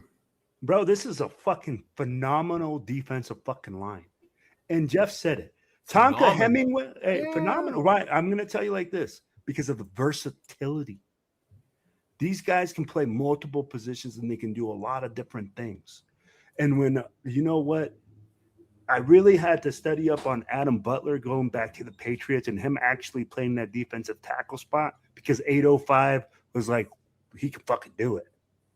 And you know what? He can do it. He can literally look at it in the way that we're listed. It looks like we're looking in at that 30 front with that added 4, with the add, which is the edge guy. So when you talk about Quentin Petty being that edge guy, he's like an athletic guy, bro. He's gonna add great versatility to that outside. It will keep contained. Finally, we won't be able to see those runs to the outside. Hopefully. When you talk about Tonka Hemingway coming up, it's one of our rookies, bro. Finally, when do you ever hear that one of the guys that we drafted late is coming up and making a name for himself and cementing himself as a starter? Max. Besides Max. You asked, big dog. He just says Max. One guy, which is Max. That's it. But, you know, and Tonka's our homegrown guy. So him coming up and doing that, bro, it's going to be, and we have a 3-man interior rotation. You guys hit on it. Booker, Tonka Hemingway, and Adam Butler. It's no longer, hey, man, we only got one guy. What happens after this guy goes down? We have depth. Yeah. I'll be like, if you look at it, you said Max Crosby. Right after that, you got Malcolm Kuntz, which I don't know, Cheeto. Maybe you can elaborate a little bit more on this. But they're saying that Malcolm Kuntz is looking really good at practice, that he looks pre-injury form. See, the one time you could have said Cheeto says, not they say. Yeah, Cheeto says. No. Hey, that. Right? Quit covering your shit. God Hey, damn it. hey. Yes, I saw him in camp, and yes, he looks explosive again. Yeah. So, I mean, like, and when you're talking about that, bro, that should make us excited because at the end of the day, when you're able to bring pressure to the quarterback with only a front 4, bro, that makes a huge difference for our defense. Yeah, and the interesting part, and maybe you guys will see it. We'll see. All of us will see it on Thursday. Is I think a lot of Raider Nation will get the traditional 3-4 out of their mind about needing that big guy in the middle, right? No, Because when I saw them, and I'm pretty sure people who went to the Open and other ones, it wasn't a traditional 3-4, right? It was a mixture of like 4-2-5, 3-3, things of that nature, just different variations with them moving people around, right? Like moving Max on the other side, Coons, even putting Max on the inside, which to me makes sense because as the offense, you always got to know where's Max at, right? You got to find him first. That's who you're finding first, and then from there you go. But it's going to be nice to see that, and the fact that you guys are saying that you have guys that are not only names, but they're out there performing, man. Tonka has this amazing strength in him that he just blows people up, and he's pushing these guards back. Granted, there are guards right now, right? But Exactly. I want to see how it looks against the Arizona offensive line if he's still doing the same, making those same explosive plays. But yeah, man, I'm excited for Tonka, for JJ, because we did draft them. So it goes back to whether we're failing in drafting talent. So even though they were later draft picks, you know, it's good to see them. Crawford, I'm not gonna lie, I'm a little disappointed that he's been red shirt a lot this training camp. I wanted to see a lot more from him because he has what I wished Max had. And this is the size, pause, right? But you know what I mean? Like, he has the physical size to be dominant. to part. Yes, as opposed to Max. But it's crazy. It's crazy to hear what's going on with him. But it's definitely awesome to see with Quiddy and all on the rest of the line. And I'm excited for the D line. I am. I'm cool with it. Yeah. Does Raider Will call his wife bro? That is the most random question. Do you call your wife bro? Do you call your wife bro? Definitely not. No. Yeah. Jonah's legit too, man. Jonah's out there too doing work. Yes, sir. Well, here's the funny thing with Jonah. You're talking about a guy that just made the starting lineup right now. Granted, I know it's still preseason and everything. He's another guy, late round, 7th rounder. Yeah. He was the 7th round pick. He was like number 234. and he's made the starting roster. And Jonah had a good end of season last year. He played really well. Yeah. Yeah. That's why. So that's impressive in itself too. You look at some of these starters on this defense and where they were picked. You got Crosby, 4th round pick, and has been the star in the defense for the last few years. Jonah Lau, same thing. Granted, we didn't draft him, Indy did, but still 7th rounder. Tonka was a 4th rounder a year ago. Butler came from New England and wherever else he was before that too. Because he's been around the league for a little bit. Butler's been a while. Yeah, so it's nice to see these guys that were picked late in the draft, especially Jonah. I mean, 7th rounder, and he's our starting defensive tackle. That's awesome. I love it. I love it when guys that you're not expecting to make a starting roster make it. You need to put some oil on your chair, big dog. Squeaking. No, I need a new chair. The brace underneath that mounts to the chair is broke. It's yeah. You know what, Cheeto? Bro, what you just said too about the practice, about how you're seeing guys being moved around, how we're in 30 front, 40 front, how you're seeing a different ad and guys being moved around, bro. That's fucking exciting. Yeah. Because guess what? You just said it. We're going to be a dynamic defense where we're able to send and add different guys and do different things, and you have to think about it. And when the offense has to think about what the defense is doing and makes them slower, it gives us the ability to create more turnovers. Yeah. Mm-hmm. And get in that backfield. Yeah. And next up, our ever fruitful position of linebacking core, right? Because we got I said that. We got him from Indy. we got great depth at linebacker. Nakobe Dean, Quay Walker, Tommy Eichenberg, Cody Lindenberg, Segun Olubi, Cameron McGrone, Xavier Sorry. Sorry's the rookie, right? I've heard some positive things about him. And then Buddy Johnson. So those are the linebackers. Not surprised, Walker, Dean. Obviously the two main ones that we have right now, right? And one of the two guys go down, we're screwed. Yeah. So that's my biggest worry on the defense. I'm not worried about the front. I'm not worried about the secondary. Because between the starters and the backups in the secondary will be good. The linebackers, man, that outside of wide receiver, our backups here is probably the second weakest unit in this whole roster. And I think Dean worries me because he has that injury history. Yeah. Not so much Quay, but more with Nakobe. But I mean, hopefully he'll stay healthy. We'll be able to protect him with the big boys up front. But now, because I know you said it when you went to the first training practice that you went to. You said that they're moving the guys around a lot in the defense, and then I think Walker said it he said it himself that he's been all over on the defensive side. He's all over the field. all over. He's not in a set spot. So I think that's one thing that's going to be looking forward to on this between the front line and the linebackers. You're not going to know where the hell these guys are coming from. That's going to be the thing with the Robbie Leonard. That's confusion. Yeah. So, Jeff, you just hit the key right there on the head. With those guys being used in so many different ways, who really is the backup Mike play, or how are they using their linebackers, right? All those things come into question. So you're able to substitute those guys if they get injured because you're able to do different things with different packages. So that's where I'm like, man, maybe we're looking at it and we're saying, hey, in the traditional sense, we don't have that depth for those guys. But I don't know if Malcolm Kuntz is going to play some linebacker. I don't know if these guys are going to be moved around. Did you see that, Cheeto? Did you see Malcolm Kuntz being used as a linebacker? No, and I think that's why they named it as edge. And an edge, so that they're not linebackers. Yeah. Mm-hmm. Okay. Yeah. See, now, if they're going to use Walker in that manner, moving him around, that's what makes me even worried even more now, because if, say, he does go down for whatever reason, knock on wood, it doesn't happen, right. And they're using his pure athleticism, moving him around to be more volatile on that defense, your backups, can they do the same thing? So that means you're going to, like you just basically said, well, you're going to have to change your defensive package based on the talent level of those backup linebackers. Yeah, because which you don't have that Roman linebacker. Though. Exactly. You don't have that same continuity with the backups that you would with Quay or, with Walker or the Kobe Dean, so it's like, it's sort of like having to put in a real shitty pitcher in a baseball reference.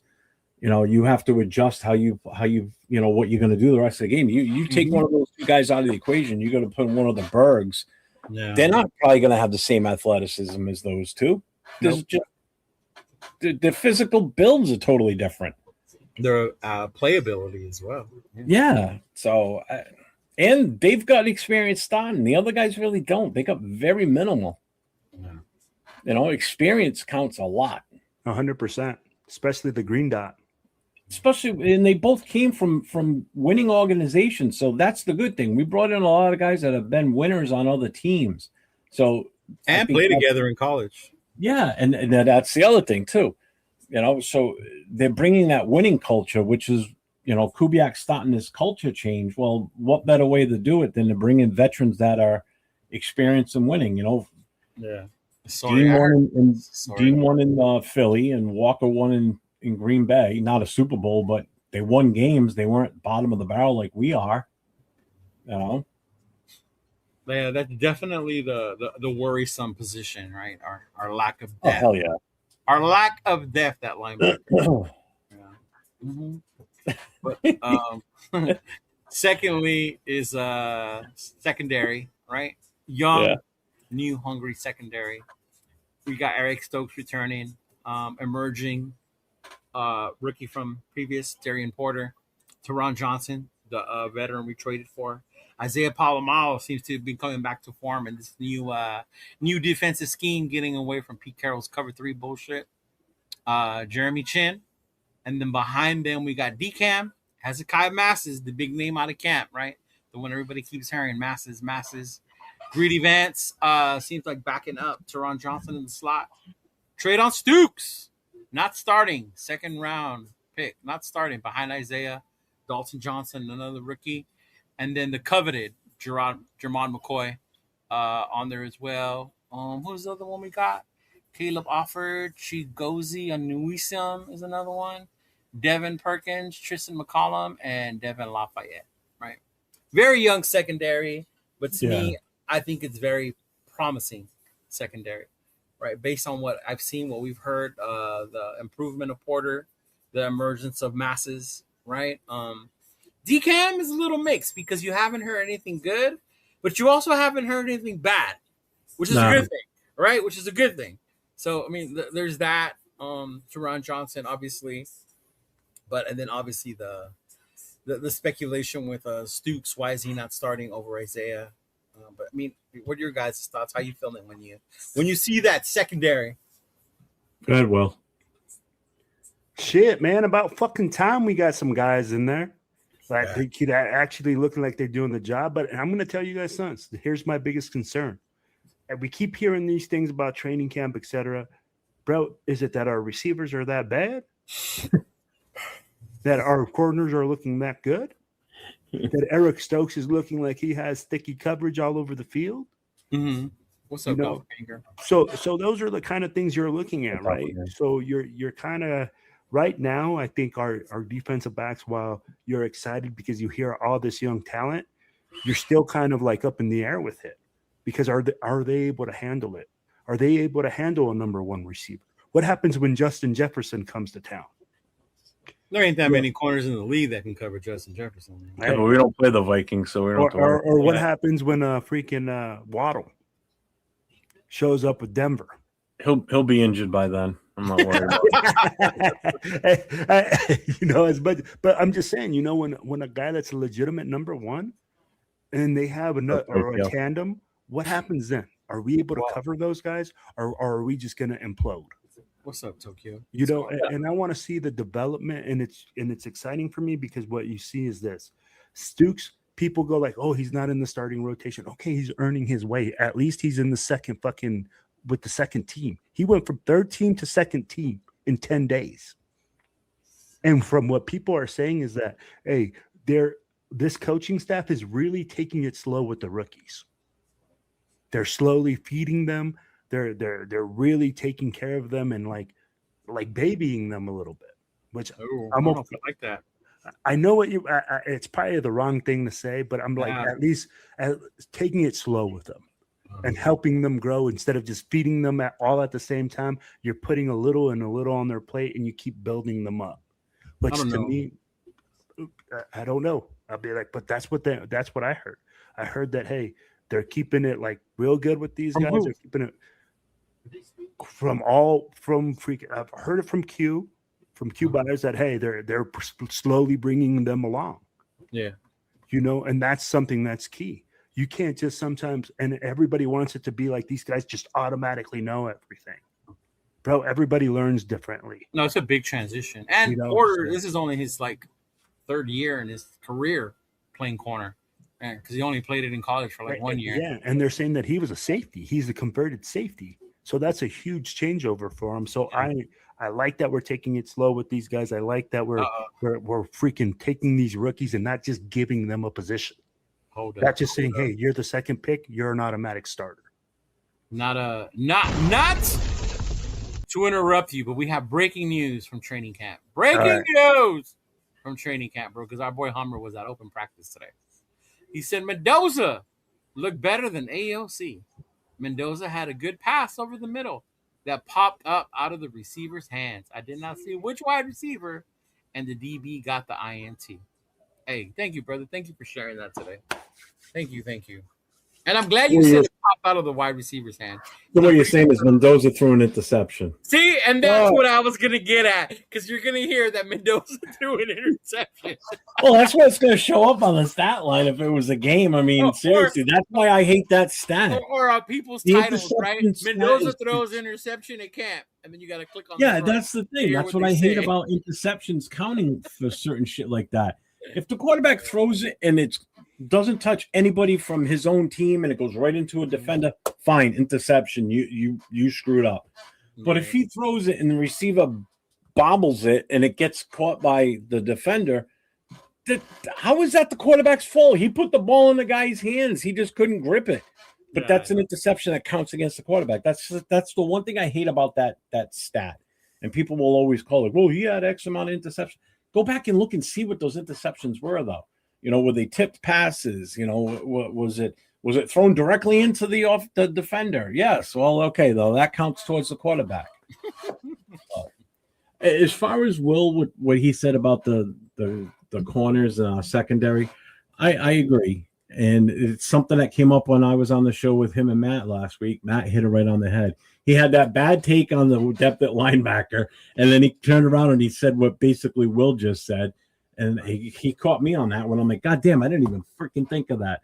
How good do our corners look against what we're already calling a bad wide receiver room? Yeah. So everybody's hyping the secondary, but really until they get in, that's why I think the biggest test is going to be this first game, because we all saw what Arizona did last week against, the corners from Carolina, and they ain't the best in the world either. But Beck was throwing the ball all over the field, so I want to see what if our secondary can shut him down and he has nothing like a game like he did last week, then okay, we're on the right path. And then maybe our secondary is as good as we possibly think it is. Right. But here's what I want to point out real quick. When you look at this list, and I'm including offense and defense, so there's 22 players on this list as starters. Out of those 22, there's 10 new players, 5 on each side of the ball, that we didn't have last year. Thank God. In starting positions or are new to the team. Yeah. And that's a big change. That's a lot. So half your offense has already got different players starting from last year, and almost half your defense is different starters from what they were last year. Yeah. That's a big change. It really is. And to me, I hear you, but to me, it's not a bad one because of how bad our personnel was last year. True. It was a change that needed. Like, even with the secondary, Will said finally, in my mind, me as a TV person, I love defense. Finally, that we have young guys that can improve and look something to forward to, as opposed to wasted, washed up veterans, right? Yeah. That we have and just throwing them out there in the secondary, hoping they can still play or because Pete Carroll loves this guy, he's going to use him type thing, right? But no, yeah, I feel you, and you're right. Even on that take about our receivers that bad, because it's happened to us before. That year we thought our defense was going to be lights out. It was because they were playing against an offense that was horrible.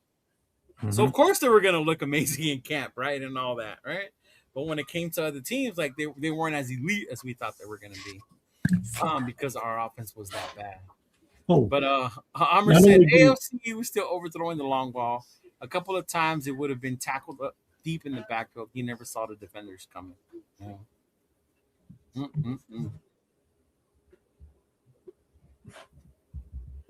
Number 19 was Malik Benson, by the way. Yeah, 19 is Malik, brother. Yeah. Yeah, they do have him doing punt returns as well. Yeah. Mm-hmm. Yeah. And they're right. Perfect time to build chemistry.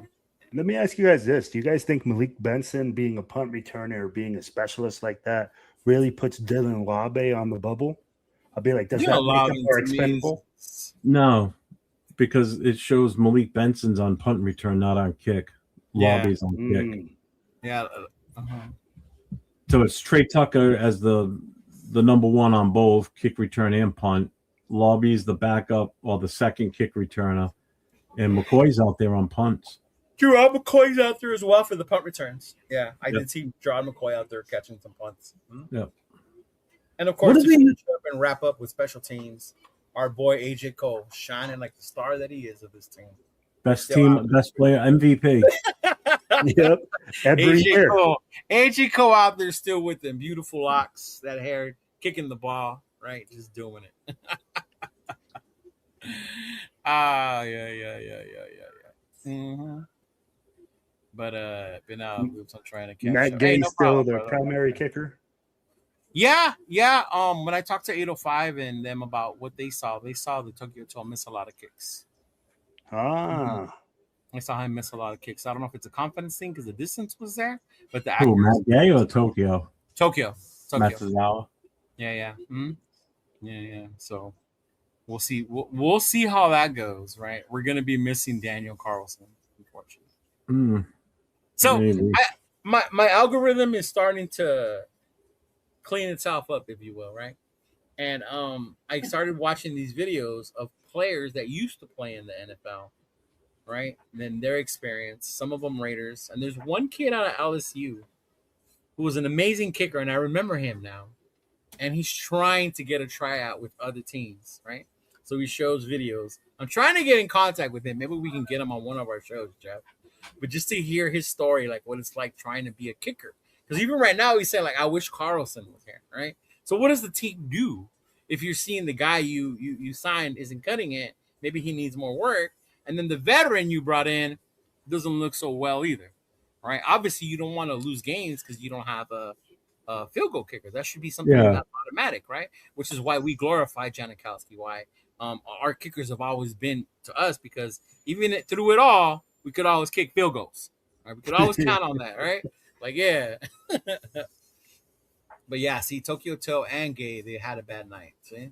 Yeah. Oh, man. Mm-hmm. Yeah, so we'll definitely see how that's going to work. But yeah, I brought up that kid. I was like, man, hopefully I can get him or talk to him about his experience. Because some of his videos, it looks pretty good. And I do remember him at LSU. Yeah, dude was pretty good, a really good kicker at LSU. No, Cody, thanks, brother. Yeah.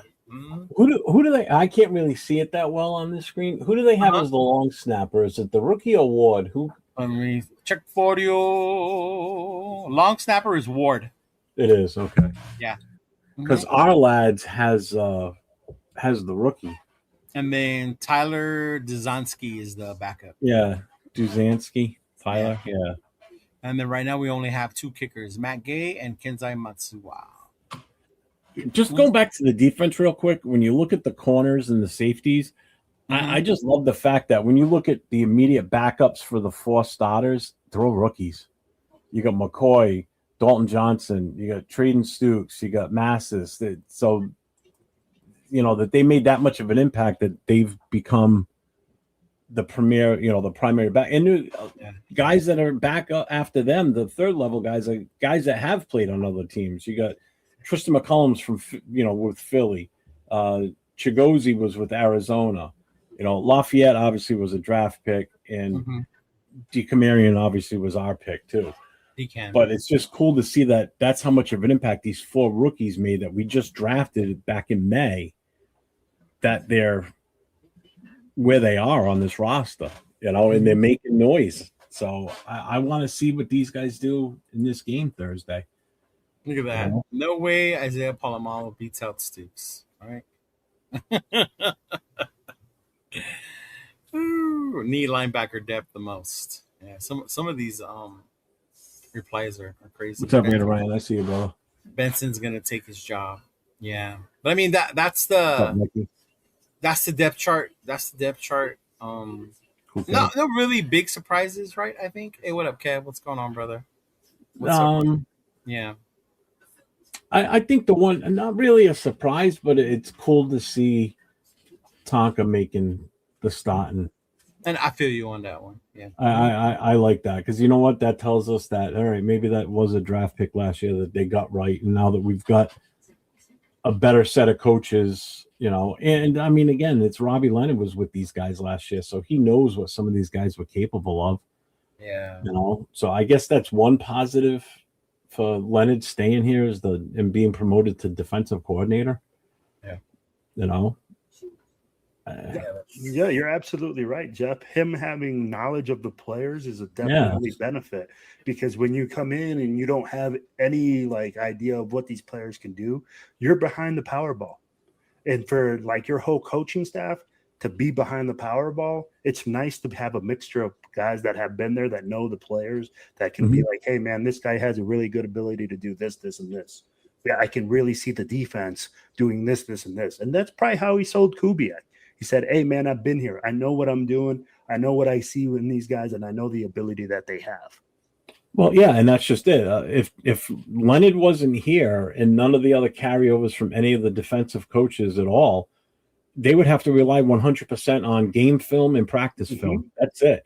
Now they got firsthand word-of-mouth experience from Leonard saying, hey, listen, this is what to expect from this guy. This is some of his tendencies. We're working on it. We have been the last year or so, so they get a hell of a scouting report from their now defensive coordinator that worked with these guys every day last year as the defensive line coach. So that's big. That's they're really happy with you can't give up now.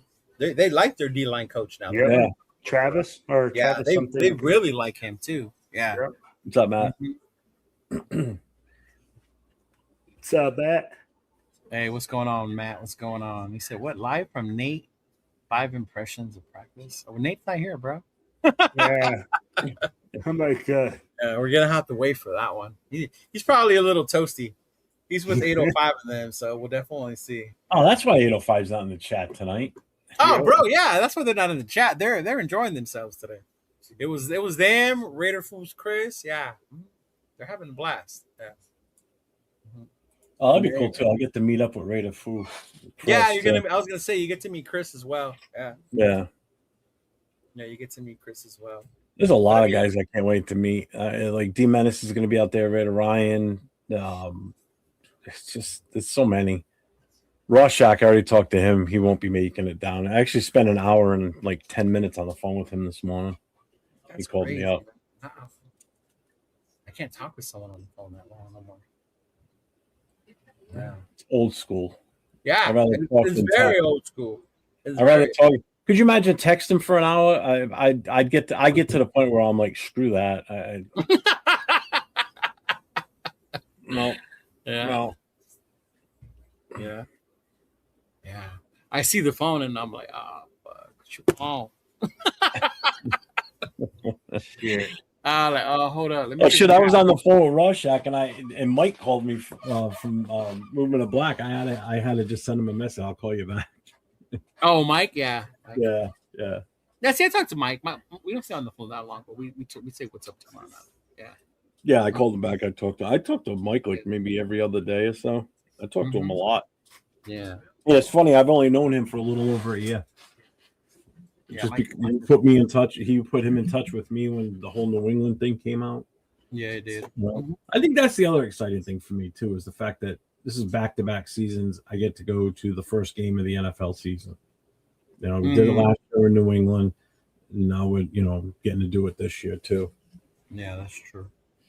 Although I would have loved, it would have been awesome if our first game was a primetime game. I would have loved every minute of that. Yeah. Yeah. But big game Thursday, Raiders, Arizona, prime time, right? Yep. We will be on TV. What are you guys looking forward to, or what are you looking to hope to see that game? Obviously, we talked earlier. Mendoza's going to get a fair share amount of the time out there. So don't care about that, bro. I want to see that offensive line. I want to be them fucking war daddies up front, fucking moving people, bro. Yeah. I want to see them fucking just blocking. I'll be like, I just want to see the trenches, man. If the trenches are on fire and we're able to run the fucking ball, and we're able to get sacks, and we're able to produce things and create pressure, I'm a fucking happy man. Right now, bro, like honestly, the offensive line is the most critical part of this team. If we are right now are struggling in the preseason and it looks bad against Arizona, I'm like, I'm questioning now. If we look like, hey man, we're out there, we're moving the football. Yeah, we might not punch it in. Little mistakes here and there. That's normal, man. First game of the fucking preseason. But you know what? I really need to see the trenches. That's for me. I don't know about you, Jeff. Oh, definitely. I want to see what the offensive line. That's my first priority. I want to see what they do. And as a result of what they do, I want to see how good the running game is. I'm not so concerned with Cousins passing or Mendoza or anything like that. I want to see the offensive line. But I'm also I can't wait to just watch us kick off and just have a football game. That's This is so true. The two of the biggest thinkers in the league going at it. Yeah. Oh, until we stop playing in regular season and put some wins in the win column, we're still that same shitty team from last year. Yeah.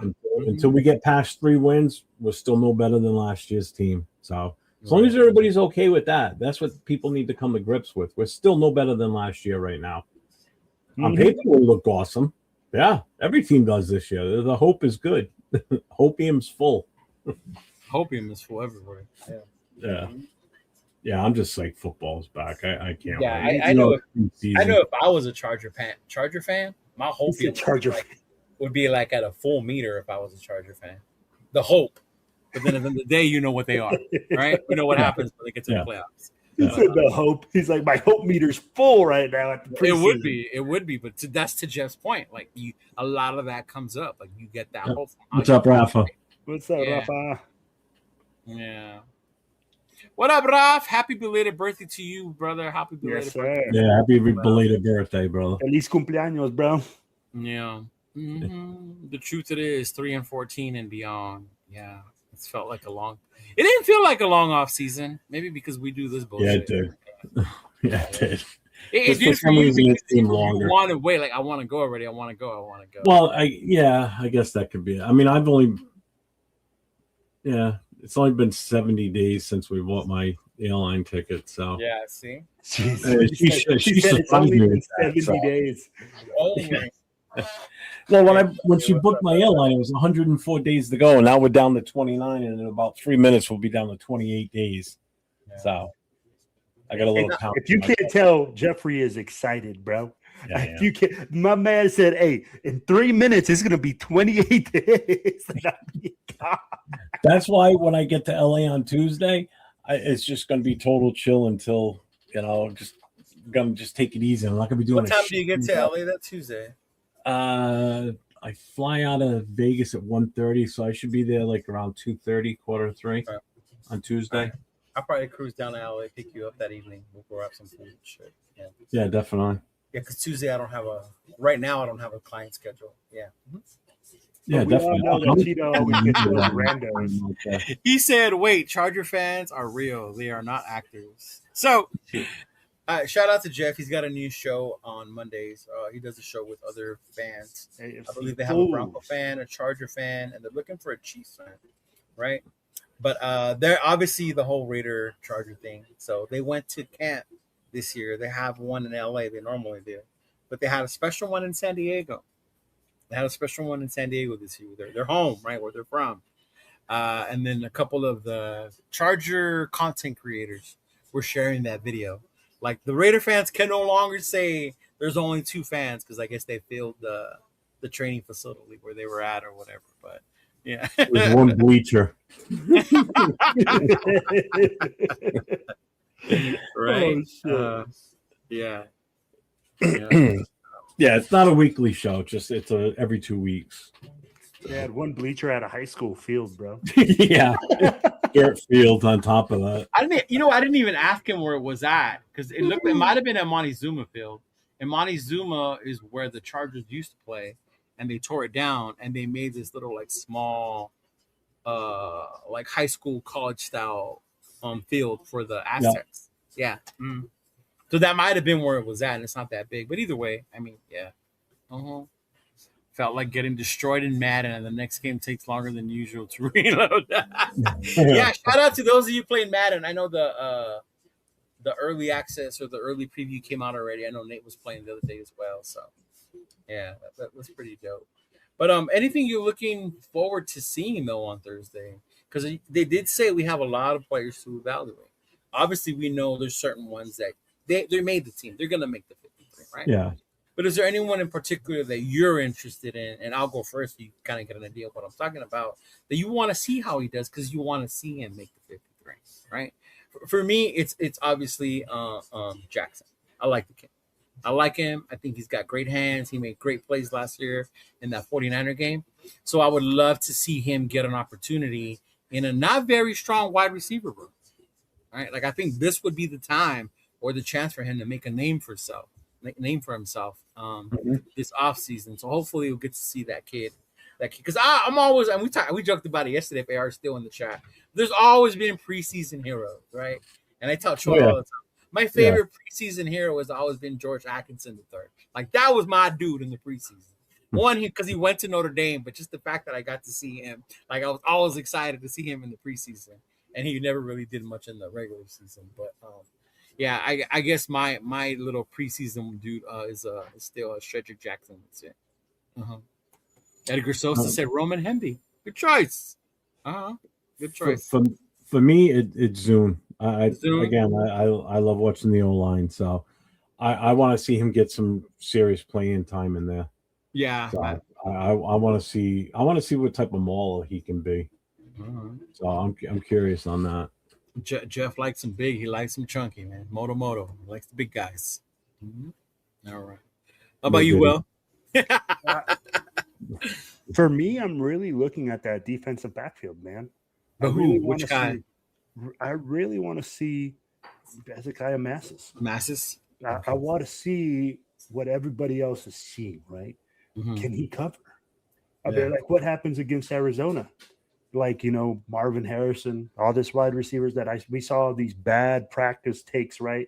I don't know if you guys saw the video on X. I did. Marvin Harrison was dropping everything. Oh my God, it was horrible. And Carson Beck like falling backwards on his ass.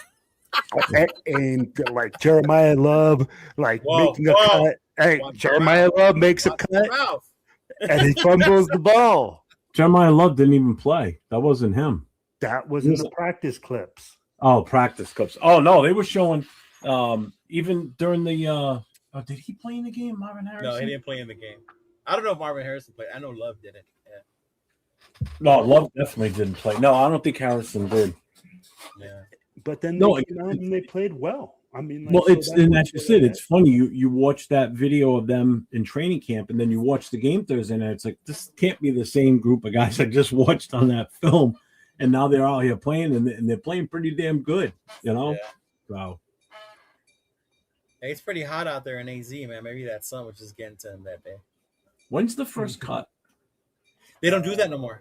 No, it's not. Oh, they just keep it right to the end? Yeah, I remember now it goes, which I hate. I don't like that anymore. Yeah, I like the cut.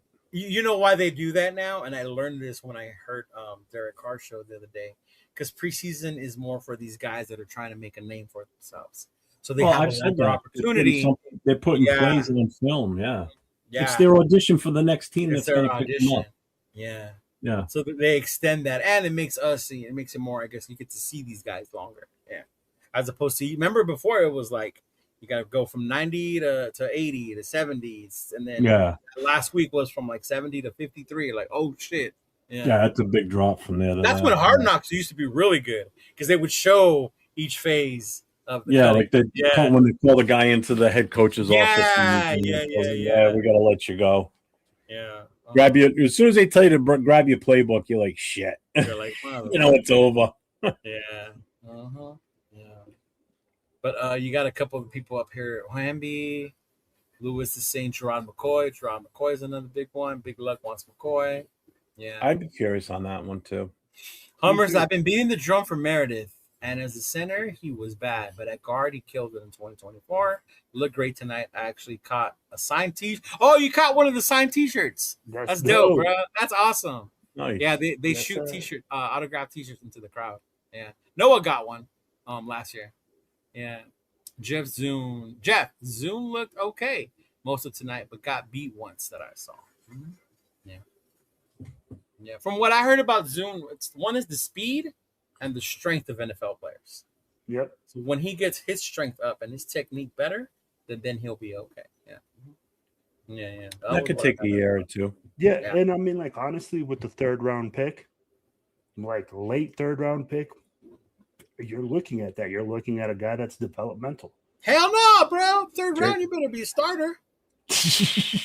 Your expectations are off, Wilfredo. Third round, you better fucking start producing. God damn it! I don't want to draft someone in the third round to develop him. Why did you draft Mendoza in the first? And 6 rounds are for. You drafted Mendoza in the first for that? Hey, bro, I was team trade back. And so once we drafted him, I had to accept it, and I have. Right, I have accepted Fernando Mendoza as my savior. Got no choice. Nothing we can do about it. You can't even sign a petition to push him back. Right. See, MC nailed it on the head. I cannot wait to What's up, MC? Preseason champions, bro, because the Raiders are very well known for being the preseason champions. Right? That's what I kept busting the Chargers fan balls about last night. It's like we all know that August, you guys are the Super Bowl champs. I mean, it's the way you guys look at it. We're going to win it all this year. That's what he was saying last night in the show. We're going to win it all. You're crazy. And not to defend them on a Raider show, but they kind of prove it on the field during the season because they end up with winning records. They're in that's fine. Yeah. But winning the playoffs, that's what matters. Right, and I get that, but you can't be mad at a fan. At that point, his delusion is not as bad as ours. Oh, I have no delusion. We have no delusion here, Cheeto. Ever? Fuck out of here. Man, don't let me pull back the tape. Last year, yes. Last year, like I keep saying, I bit the apple last year. I ain't doing that this year. Yeah, that's what I'm saying. So, like, as whatever year your delusion was, if you don't have it no more, but we've had it as a Raider fan. Our delusion is always had it for God knows how many years through the years. So, yeah. Yeah, and I think that's why I have to stay away from the chat on your show because I could see how Raider fans would talk shit, and I'll be like, we would be lucky to have had a quarterback like Sherbert during that time. Yeah. Right? We would have been ecstatic as much as we talk about him, right? But if he was on our team, we would have been like, yeah, fuck, we got hope. Like, I would take him over Minshew, over fucking all those. Oh, hell yeah. You kidding me? We've had. Yeah. If we would have, all right. So let's put it this way: when we're getting rid of Derek Carr, if the plan was to bring Herbert in, okay, so bro. But your plan is to bring in Garoppolo. No, Garoppolo. Bring Carr back. And I think I wanted Rodgers at that time. I wanted Rodgers during that time, bro. Aaron Rodgers should have retired when he walked away from Green Bay. He should have just called it quits then. 100%. And when he snapped his Achilles in New York with the Jets, that should have been a sign. That was a sign. That should have been his sign from above that, hey, I should just stop right now. Yeah. Go out on a high note. You went out on an injury. Just call it a day. Yeah. Yeah, Jimmy Glass. The guy was definitely made of fucking glass. Oh, my God. But you know what? One of the play I'm curious to see, too, is, in all honesty, is when Gentry's finally out of the game, I want to see what Mike Washington does. Mhm. Because it's now going to be the second stringers on the offensive line. I want to see what he does making holes or plays for himself too. I want to see his craftiness and what he can actually do. It isn't his strength. He hits the hole faster and he can break it. It's not that he creates plays, but he hits that hole fast, right? Yeah. He's built different. That's the thing. Genty's a little bowling ball. He's taller. Shout out to the little homie, Genty. Represent for the little homies out there, man. Shoot. Yeah, he is small. And the crazy part is, I don't think I realized that he had lost weight to 805 told me the stat. And then in my head it clicked because I told Nathan he looks smaller. And then that was why. That was why he looked smaller, was because he lost weight. But I mean, not in a bad way. Not that he looks tiny, but he just looks smaller. Yeah. Hey, what's going on, Marcelo? Welcome to the show. What's up, Marcelo? Let's get this win on this year. Let's do this. Raiders. Raiders. It played. There we go. Right. Yeah. Mm-hmm. I'm surprised that nobody said I want to see MVP AOC, but D-Mokes isn't in the chat today, so it's normally where that comes from. Yeah. Raider Jeff, can I join the panel? This is not an open panel, Hunter. Sorry. Do you still do your show on Friday when you open it up? Oh, hell no. I don't do that anymore. See, or Saturday, you don't do that either? You don't take calls? Phone calls. That's it. No, we do the phone calls. We don't do pull people up on the screen crap anymore. Oh, there you go. You could call in on Saturday? Yeah, you can call in on Saturday shows. Yeah, Saturday would be preferred. There you go. You can. You want to talk Raiders Saturday night. Friday night, it's all NFL talk. So yeah, there's that one. But I mean, yeah, the Kool-Aid's starting to get a little cold. It's starting to get a little tasty. I wanted to do another schedule thing, but maybe we'll do that when Nathaniel comes back, and then we'll go to the wins and the losses. But I do want to end this on one note, because this is what deterred me from doing it again. It took my Raider Kool-Aid higher from here to here, because the power rankings came out. The NFL power rankings came out today, right? Obviously before the preseason. And just take a wild guess. Who was number one? Chiefs. No. The power rankings for the overall NFL? The NFL. Mm-hmm. Who was number one? Who was number one? The Rams. The Rams. I didn't look. I did not look. I know you guys did. That's why I didn't even bring it up. I was going to send it to you, but I wanted it to be a surprise. That's why I laughed when Lou said the Rams and the Chargers. It's that one player. Take that one player away, and I bet you they're not ranked number one. They had Seattle at number 3 as the defending champs. KC was like 15. Yeah. Mm-hmm. New England felt disrespected because they weren't even in the top 10. They had them dropped all the way down to 12. That's what happens when you don't win the Super Bowl. I believe the one that was, if my memory serves me correctly, it was Denver that was ahead of Seattle, and then Buffalo. The normals, normal people that fall. But guess where the Raiders fell or landed? 27. Well, I'm 27. I said 27 right before Jeff. And the reason I wanted to bring this up because it's ironic, because there was only one team behind us. We were 31. In the power rankings, they had us at 31. And for this year? For this year, right now, preseason power rankings. And you know who was 32?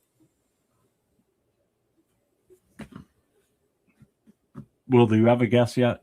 Arizona? That's I was gonna say them. Cleveland.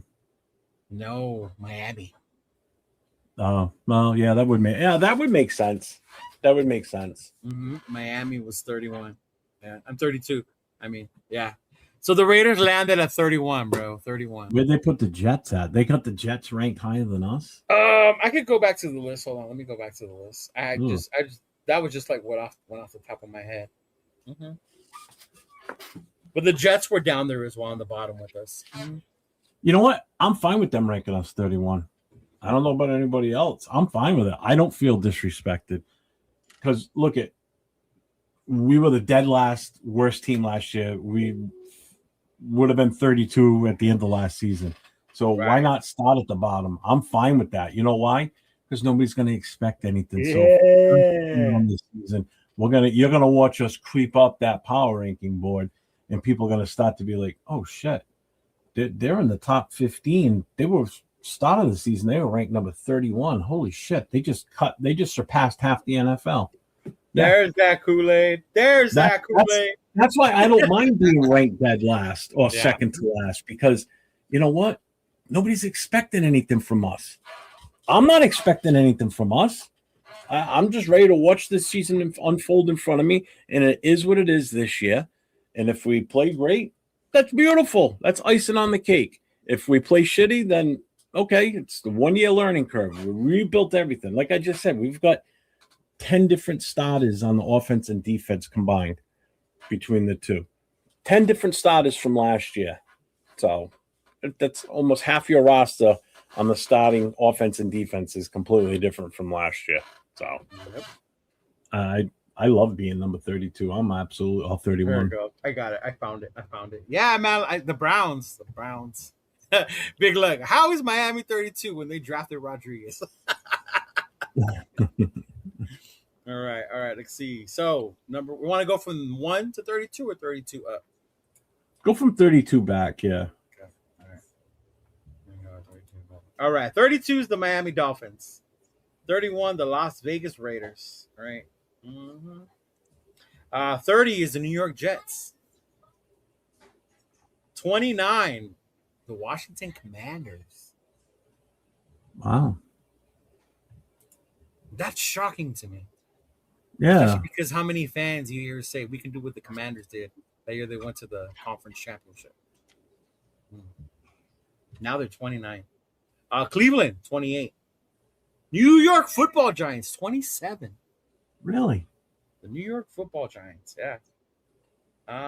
Arizona Cardinals, 26. Atlanta, 25. Tennessee, 24. Carolina, 23. Tampa, 22. The fucking NFC South winners were 22 and 23, bro. That's crazy. Followed by New Orleans at 21. We play them. Pittsburgh, 20.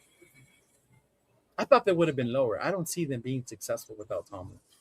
Or that might just be the love I have for Coach Tomlin. Yeah. But you got old man Rodgers back again. Yeah, exactly. Yeah. The Colts, 19.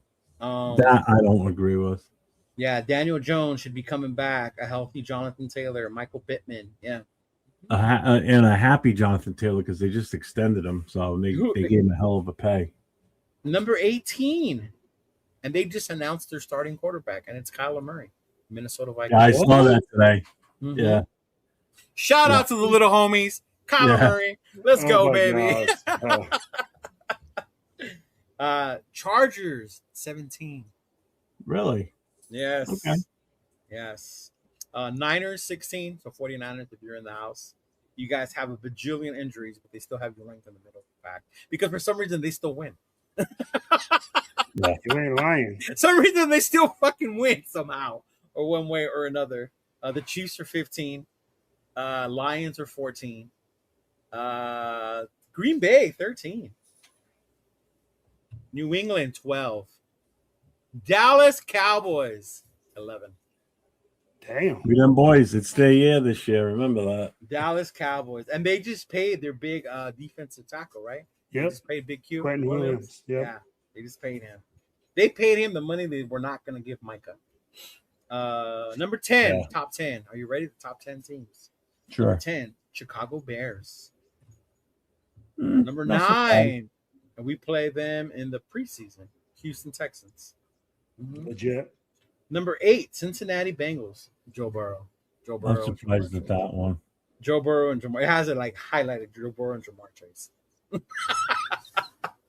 Joe Burrow and Jamar Chase. I would have put them behind Lower? Houston.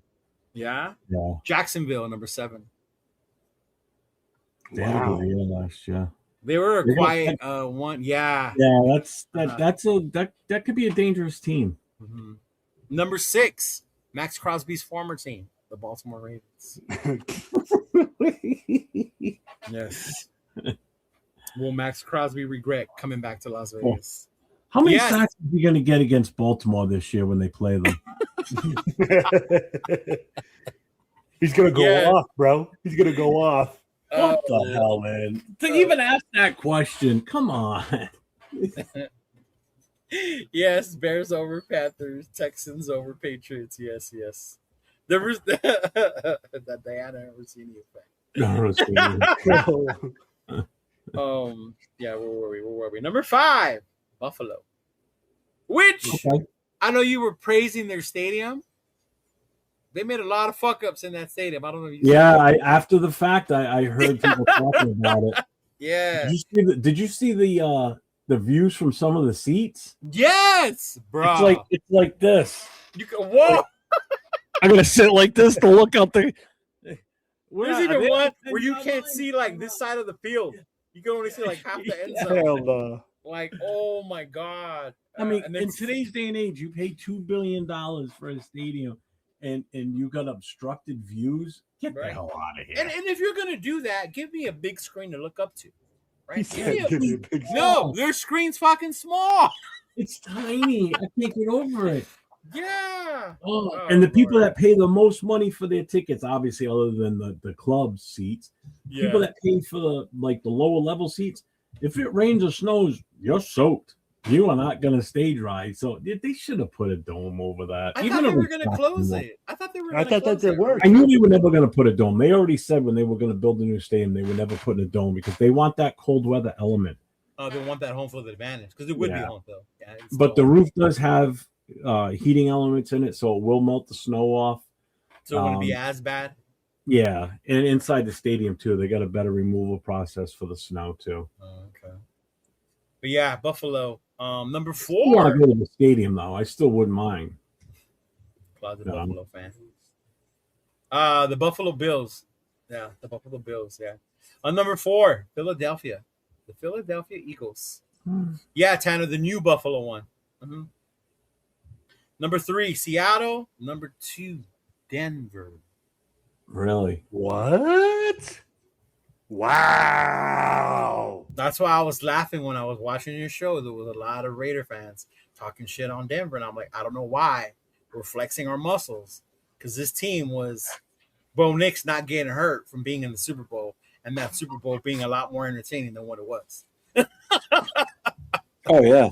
Well, Yeah. last night on the show we did what we had a 7 cold receipts, and because we haven't had a prior show, so we made our receipts last night, so we had to give predictions going forward. And one of them, receipt number 3, was which AFC West team is going to be the biggest disappointment relative to expectations. I picked the Broncos. Relative, well, because I guess you wouldn't be wrong because the expectation is Super Bowl. Yeah. Yeah, and if you make the playoffs and get like a quick exit, that's a disappointment. Yeah. Mhm. 100%. Yeah. The other question, the first question was, who wins the AFC West in 2026? I said, because this is my show, I refuse to be defeated right away, so I'm picking us to win the division. And then I had to pick our record on the season. I went 5-12. I said, yes, we're going to finish 5-12 and win the division. We're the new NFC South. Yeah. Oh, We're going to the Lord. playoffs with the 5-12 record. All right. I feel Yeah. you, Big Luck. I will always talk shit at the top. As a LA Raider fucking fan, I will always hate Denver, bro, because John Elway was a pain in my fucking ass. Yes. Mhm. As much as the Bay Area people hate the Niners, that's how much I hate Denver. That's how much I 100%. hate Denver, bro. Yeah. Especially when they got big forehead Manning. Oh my God. It made me Oh. hate them even more. Me- When they got fucking Manning. What was that? Megamind? Megamind. Yeah, when they got Yeah. Megamind's ass over there. Yeah. Shit. Making Pro Bowlers out of fucking receivers we ain't never heard of. Fucking Demarius Thomas and Julius Thomas and God damn it. Yeah, put that up. I made that the other day. We used it last night. The Chargers trophy case. Oh my God. Oh my Still in God. progress since 1960. You're not from LA, but if you were to put that and then put a Clipper one, because the Clippers, they used to share a thing with the Lakers Yeah. and they were full of championships. So the Clippers put up a banner when they won the division.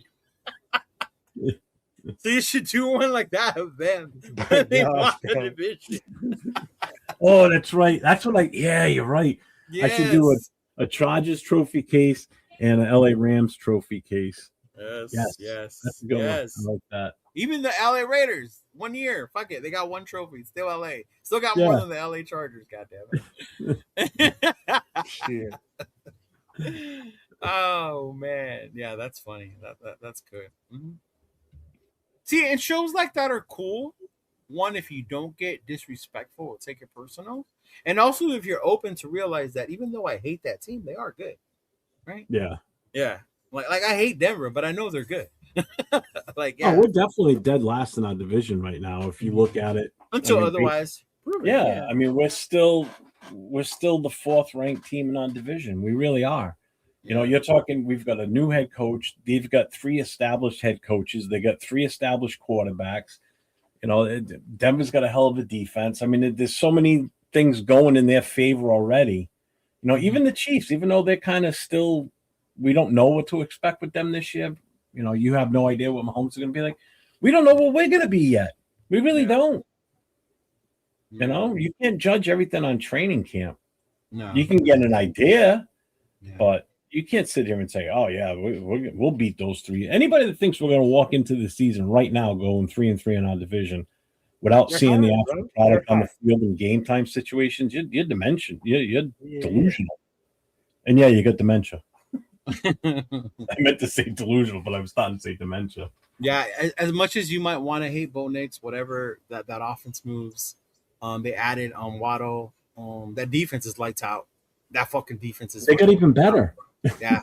Mm-hmm. Yeah. KC, they still have Andy. They added fucking Kenneth Walker. Yep. And I don't know if you guys have seen the training camp videos out of there, but he's even fighting his own players out there. Yep. Yeah. He's out there slapping and pushing motherfuckers about get out my way in training camp. So yeah, Kenneth Walker, and then who knows how Mahomes gonna look like, but end of the day, he's still Mahomes. Kelsey back. Kelsey looks so out of shape right now. I think he's my brother. I told you, you guys know my brother's a big Chiefs fan. My brother was really upset that he came back. He feels that he just needs to just go away. He does. Retire, disappear, let somebody else. Yeah. Because he thinks the big thing, he's gonna hurt the team. Yeah. Yeah, Travis Kelce, he's out there looking like fucking Jason Kelce right now. Yeah. Mm-hmm. Let him get him game shape, bro. It's his married weight. Yeah. The honeymoon, I'm telling you, he's still in this honeymoon. And then the part take it off. The part that people aren't realizing with the Chargers, because we all focus on how Herbert chokes in the playoffs, that defense is greatly improved, bro. Mm-hmm. And then you think about who they drafted this year to add to that line. What's up, Ardell? Shit. Yeah. What up, Ardell? What's going on, Well, that brother? was one of the things I said last night when we were talking about the Chargers. I said, your offense is supposed to be better, but hey, your defense is beating the shit out of your offense right now in training camp. Yeah. So if you can't even get past your own defense in training, what's going to happen when you go up against like the Broncos, the Rams? You got to play the Rams this year too. You know, you got to play some of these teams with some really tough defenses this year. Good luck. No, that chart. The one thing Harbaugh did to that team was take away that softness that they had before. They're definitely a more physical team now. Oh yeah, especially on the defensive side. Yeah. Mm-hmm. Yeah. I mean, the defense gives them a chance as long as Khalil Mack is on the field. If he goes down, they'll take a nosedive again. I tell people who ask how I'm a Raider fan, we're busy purging our fan base, trying to get down to 50 million. Then we will come back. And you know what? We'll say this before we get out of here, but somebody had commented on one of my posts about why don't we do parties in the East Bay or the deep East Bay, because that's where the Raiders come from and that's where we should do the parties. And I'm only going to say this, and it's no spite on where you're from, where you're at, but the Raiders are bigger than Oakland. The Raiders are bigger than LA. Fuck, the Raiders are bigger than Vegas, where their home is now. The Raiders are bigger than fucking California and the West Side. Look at Jeff. He's from New England, y'all. New England. And he's a big fucking Raider fan because that's how big the Raiders are. It's more than just a city, a town, an area. Yeah, when they were in your area, it makes you proud, right? When they were in LA, that's why I'm a big fan. I'm a big LA Raider guy, and I followed them wherever they went. Some with people in Oakland, right? They stayed since the 70s, some when they were there. And then now you got people like Nate trying to recreate this new fan base, this new aura, right? Nate and 805, shout out to them, in Las Vegas, right? But to me, the Raiders are always bigger than that. And I've seen it when I travel, when I've gone to Mexico. I've seen a lot of Raider fans, right? Everywhere I've been in Mexico. When I was in the military, trying to find where to watch the Raider game, seeing Raider fans out there, or they would see me in my hat and they would be like, "Hey, Raiders!" Like just pointing shit out like that, because we're so much bigger than just one area, man. Like Tanik just said, we're worldwide, big time. Yeah, I mean, look, you got Afakasi, he's Australian. Yes, he follows this team. Mm-hmm. I mean, we're overseas everywhere. We're in Europe. We're in South America. We're in Asia. There's fan bases for this team all over the place. Did you see that? Did you see that video? Which one? Did you see that video where the guy pinpointed like all the fans? Yeah. Yeah. And I think that's where you were getting it from. And it's true. When you see some of the areas that are lit up in black, it's like you never would have thought of some of those areas. Yeah. Especially like some of the Midwest ones, like kind of like, wow, really? Yeah. I think the Midwest ones make sense to me when you think about the 70s. Because a lot of the older people I served with in the military, they weren't from California, but they were Oakland Raider fans because that was like the tough team, the Pirates. Yeah, that's how I got to be. Yeah, that's how they were always during the playoffs because that's when we got to see them on the East Coast. Yeah, I remember my old Master Chief with the cigar in his mouth, old cranky fucker. Like Oakland used to be automatic in Monday. I don't know what the fuck's wrong with them now. Yeah, it was. Like, that's exactly how we sounded, bro. Yeah. It was Oakland was automatic back then. We got the best logo in the NFL. Yes, sir. Yeah, we do. Yeah, we do. But yeah, man, don't tell people how to fan your own way. Do what you want to do. Oh my God, my girlfriend's on one right now. I will put Raiders on. Yeah, see, I'm telling you, bro, it's different. It was different. I'm sure Wilfredo will share the same experience when he was in the military. Yeah. About meeting other Raider fans from all over, but it's all over the world, bro. You're right. Yep. Yeah. But I mean, you guys got anything else? Anything else we want to share? You got coming up? I know we got the game on Thursday. Hopefully, we'll get some cool footage from Nathaniel for next Tuesday. We'll obviously come on. You going to the game Thursday night too? Yes, sir. All right, so there will be no Raiders coast to coast Thursday night then. Oh, Jeff, clam chowder. Oh, you want some clam chowder? She said, "Tell him to say clam chowder." Clam chowder. You want a bowl or you want a cup? Oh my God.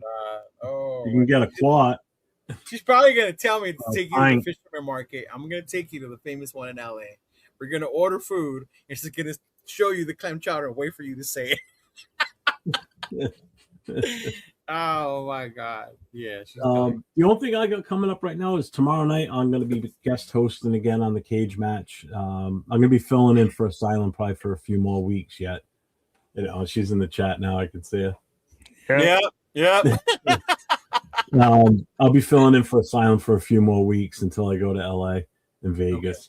So, and then I'll be back on Friday night. And the good thing about this Friday night is I'll have football games to talk about on Friday night during the No Huddle show. So yeah. And then Jason and I will be on Saturday night also with Made Nation Voices.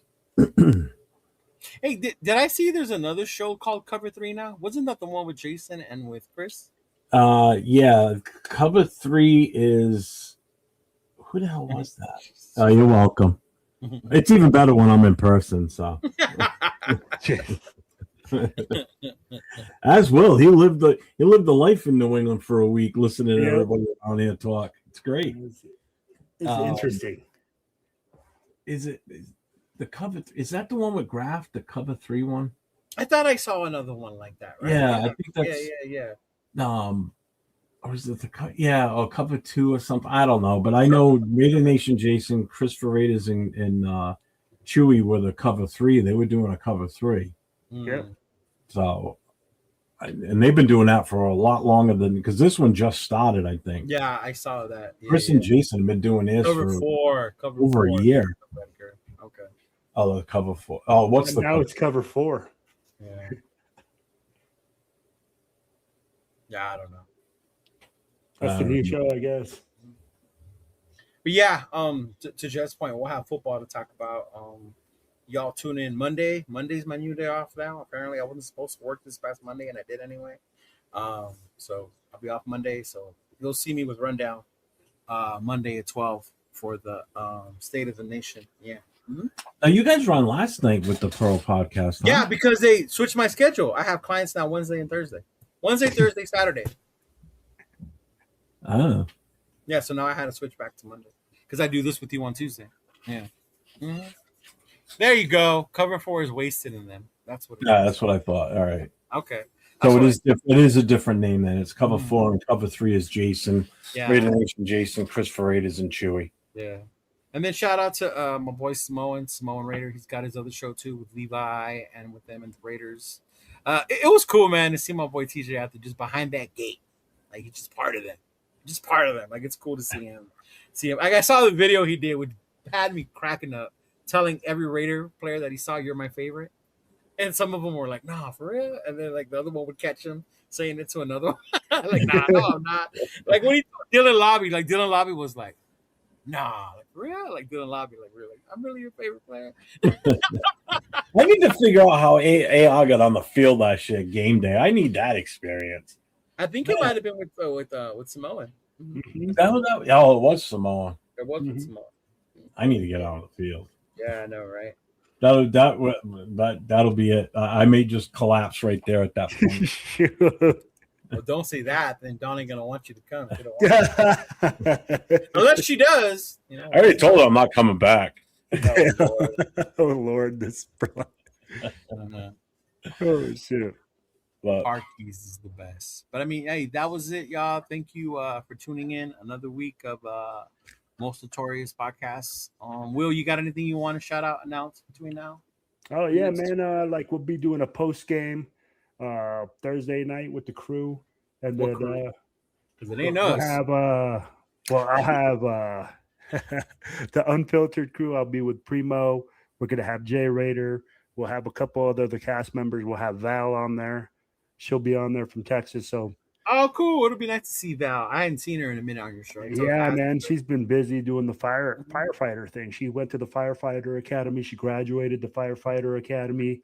Nice. I'm like, proud of her, man. It's awesome. I'm like, she ain't very big, man. She's tiny and she's out there freaking like putting all that fire equipment on and always putting in that hard work, man. So it's cool. Yeah, Val signing. Shout out to the little homies, Val. He said the little homies. Yeah. Tito. Oh man. Val been hustling. Yeah. Hey, Big Luck, are you coming to the home opener? I think I'll see you then. I think he is, right? So definitely see him there. Mm-hmm. Yeah. Is he from LA too, or no? He's Big from Luck's from Texas. He's from Texas. San Antonio. Where their tacos or ground beef. Damn, that's weird shit. I'm fucking with shit. with Tex? Oh, on Saturday. Okay, I'll see you there, bro. I'll see you down there. Mm-hmm. Yeah, you get to see a lot of the people down there, which is cool. That's probably the other biggest thing on this trip. Not only just going out there for the first time as an adult, actually going to Vegas as an adult, but just getting to meet everybody that is in the chats on the shows that do their own shows. Yeah. So it'd be nice if Will was there, but it is what it is. Bro, too poor. This guy, too poor, but he's traveling all over the country. But he's too poor. They're traveling. That's why. We're on the way. Hey, that's why. That's why I'm broke because I've been traveling. Yeah. Oh, fuck it. But that's right. We'll all be together in New York except for Nate. Yeah. No, looking forward to LA. Hopefully, me and Jeff will have some surprises for you. I know we're trying to squeeze in a Disney trip in there. Yeah, we thought, I did bring it up. We're trying to do it. So if I can get those tickets for us, man, y'all got to go live. Y'all got to go live if you take freaking Jeff to Disney. You'll see us geek out. We're gonna do the teacups, Dumbo's ride, all that shit. Yeah. Oh man, that's gonna be funnier than my fat ass sitting in a teacup. Oh, bro, that's perfect. Oh, dude, when I took my girlfriend, she had me get on the Dumbo ride. I was like, all right, we're doing this. Okay. one look at me and go, "No, you're too big." Yeah, we got on the I'm Dumbo not ride. as big as Dumbo. Let me on the damn ride. Oh shoot! But yeah, looking Now, forward. shout out to everybody that either gifted memberships or super chats tonight. I appreciate you all. So just want to shout that out, everybody that was on my channel tonight, my moderators, everybody. Yes. Love Oh, yous and all. those of you that watched the ripping of packs, I did just win one of the auctions, and we got a bunch of packs. So I'm gonna be Nice. able to do that next week. We'll do another video where we open up packs. I'm waiting for the release of the new tops, Jeff, the new one, the one that's got Mendoza on the box. Yeah, I'm waiting for the release of that one before I start buying boxes again, because I didn't like that whole Bo Jackson being a game thing. I was like, motherfucker, that was dumb. that was hella dumb. Yeah, I don't like that one. Yeah. Just don't No, do I small rules. Small world. We got stuck on that ride. I was down in Disney World with my parents. I was about 12 years old at the time. And the ride got stuck. The music kept going, but the ride stopped. That's what happens. I was going to say the music keeps going when it stops. We were sitting there for 15, 20 minutes listening to that song over. And Yeah. so now my kids think it's a big joke when they'll come downstairs and they'll yell out to Alexa, say, "Hey, play It's a Small World." I can't say it too loud because it's a room away from me. They'll hear me. And and then they'll walk away. They'll do it if I'm sitting outside, and I'll come into the house, and that's all I hear. I'll go, "Son of a bitch, you little bastards!" They do it all the time, especially my son. That's why I can't stand that song. I will never go on that ride again. Ever. Yeah, I don't like to go on that one either. It's pretty dumb. And especially since I saw that one, was it the Simpsons episode? Where there was like children that were working in the Small World ride or whatever? Yeah. Oh, they were Was actually it Family Guy or the Simpsons? One of those. No. It was. I think it was. It was Family Guy. Simpsons. Was it? I was one of those. Yeah. Bro, that was funny though. You're right. I saw that cartoon and I was like, bro, could be, bro. You never know. Good Lord. Yeah. But all right, y'all. Good night. Jeff, you want to say your little farewell call? Absolutely. Everybody stay safe and go Raiders. Later.